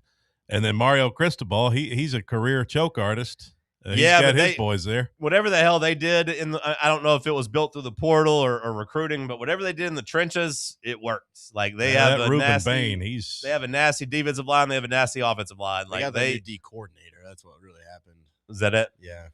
Yeah, they owned the trenches. They bullied Ohio State. I just assumed their offensive line was built through recruiting, but I was just thinking about Francis, how the hell you say his last name? Mauga or something. Yeah, I was thinking of him. I mean, big blue chipper. Just them running the ball down the throats. Like, I mean, it felt like to me they were built through the recruiting because of that, but they're out there playing football. Yeah. I didn't see that coming. I think they're my pick to win it all. Miami? I say they're too good in the trenches. Now, maybe you could sell me on any of these four teams. Yeah, maybe Indiana, is just going to kill everybody. But 16-0, Indiana. You put Miami up there and those big old boys against them, I'd have a hard time thinking they don't just run through them. But what do you think's the best championship? Miami, Indiana. That's the one you want to see. Yeah. Well, I mean, I don't really want to see Miami, Ole Miss. I don't want Ole Miss to make it. I'd like to see if Oregon can. I want to see what they do in the rematch. But Indiana went into their place and punked them. So, last call on the other side. Let's talk sports. Fan Run Radio. Big Orange Country's home for sports. This is Fan Run Radio. Is that old tree in your yard starting to lean a little too much? Branches hanging over your roof? Don't wait until it's too late. Call ECR Total Landscapes today. At ECR Total Landscapes, we specialize in safe, professional tree removal, trimming, and storm damage cleanup. So if you've got trees that need to go, now is the time to give us a call. Plus, we're offering free stump grinding now through the end of the year when you use or mention promo code FANRUN. That's right, free stump grinding for Fan Run Radio listeners. At ECR Total Landscapes, we live up to our name by offering total landscape services. In addition to tree cutting, we also offer a wide range of landscape installation services and custom monthly maintenance packages that create stunning outdoor spaces tailored to your vision. Give us a call today to schedule a free estimate at 865-384-2012 or just visit us online at ecrtotallandscapes.com. Yeah, it's another day, but what kind of day is it really? A day of doom scrolling? Laundry day? Nah, it's a White Claw day. Light and refreshing tasting, uniquely cold way filtered. There's an iconic flavor for everyone. So grab a pack, grab your friends. Make the most of each day with those who matter most. When you're together with White Claw, every day is a once-in-a-lifetime experience. You just gotta grab it. White Claw. Grab life by the claw. Please drink responsibly. Hard seltzer with flavors. White Claw Seltzer Works, Chicago, Illinois. At Knoxville Insurance Group, they understand the challenges many consumers face when searching for insurance coverage. That's why whether it's for you, your family, or your business, they create a coverage plan specifically for your unique needs. Knoxville Insurance Group is an independent firm, which means they aren't beholden to just one insurance company. They search multiple companies acting as your negotiator to find you the best possible policy and price. Start a quote in minutes at KnoxvilleInsuranceGroup.com or call them today at 865-694-9788. Dick's House of Sport at Westtown Mall is a destination devoted to sport, and it's your destination for exclusive events and experiences. Come visit a store like no other. Check out our 40-foot rock wall, golf performance center, hit tracks batting cage, and outdoor turf field. You can now rent our space for private events and birthday parties. Learn more about our events and exclusive product launches on Facebook and Instagram at Dick's House of Sport KNX. Dick's House of Sport, proud partner of Tennessee Athletics.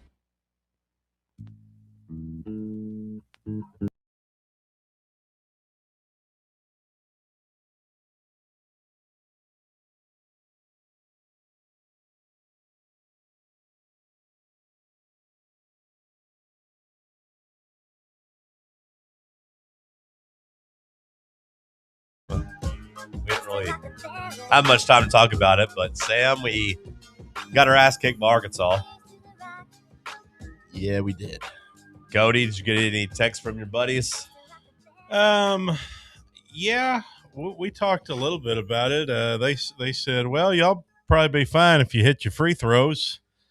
You think we got our ass kicked? Is that what that game felt like? The final score felt like you got your ass kicked. The last, well, there toward the end. The last 8 minutes of the game felt like you got your ass kicked. Maybe that's not a fair way to just sum up everything, but I think it is. Well, it wasn't a very good feeling leaving that game. Because it's happened like 3 times now. Illinois was like that. Yeah. Kansas was like that. Yeah.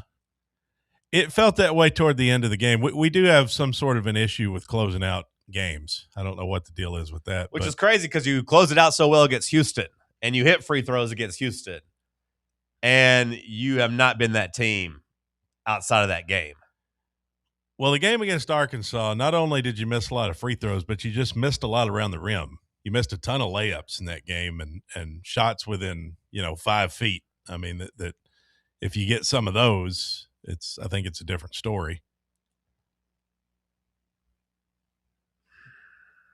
The big positive is Amari Evans. He comes off the bench, doesn't miss a shot, goes 7 for 7, scores 16 points. He looks like a guy to me that should be starting.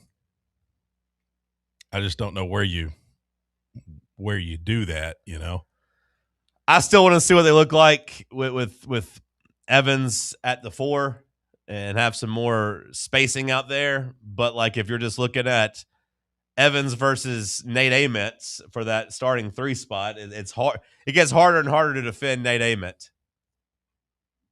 He was awful in the first half against Arkansas.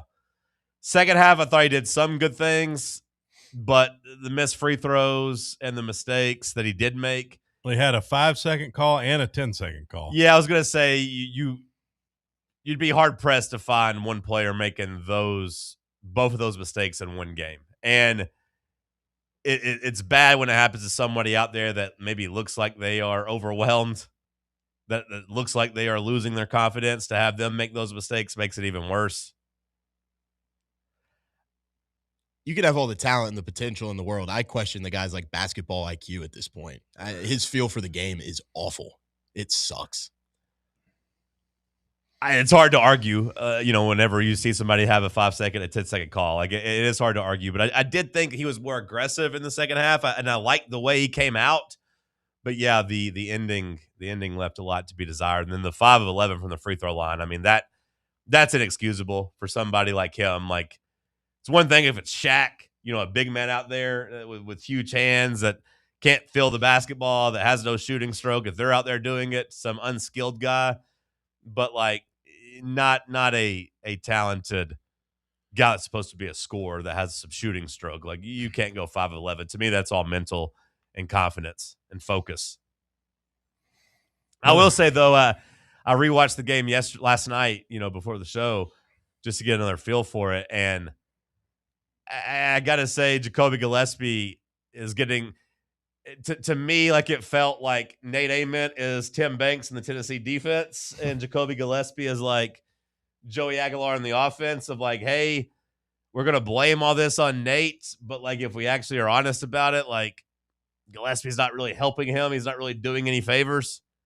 He's supposed to kind of be the All-American you brought in here that's supposed to kind of lead the team, and I didn't think he was very good either in that game. But he's got Nate Ament shielding him right now. Well, he can't. I mean, Gillespie can't do it all by himself. No, he can't. On the flip side, I mean, it. But I want to say he was 2 for 7 with 4 points in the first half against Arkansas. Yeah. So, it wasn't like he had a great first half either, but it was highlighted by Ament only having 3 points and being 1 of 4. But, him and Gillespie both just struggled in the first half. Then they both came out and played well at the first couple minutes of the second half, but Tennessee just couldn't get a big stop. There was one stretch, I think around the 11-minute mark, 12-minute mark, we're up 5. It feels like we might be pulling away, and then we give up an offensive rebound. They get an and 1, and they pull back close. And then we go on a bit of a drought and just don't score for a while, and they get up. And Then they hit a couple back-breaking threes. I mean, it was annoying in that regard. I want to say it was a 2-point game, and the guy hits a step-back contested three with like 4 seconds left on the shot clock. Then I want to say Nate gets his 5-second call after that. And then they hit a three at the buzzer of the shot clock with like 3 minutes left to go up 8 to pretty much end the game. So they made big plays. They're a good team. I might have to eat my words for saying that Tennessee was going to finish ahead of them in the SEC because it didn't look that way coming out of that game. Now, if you're looking for the big picture, though, and we'll talk more about it tomorrow, but the big picture for me is that I think when we looked at the SEC schedule, we all kind of knew starting the season at Arkansas was tough. It's hard to win in the Bud. Yeah, and that's not a bad loss.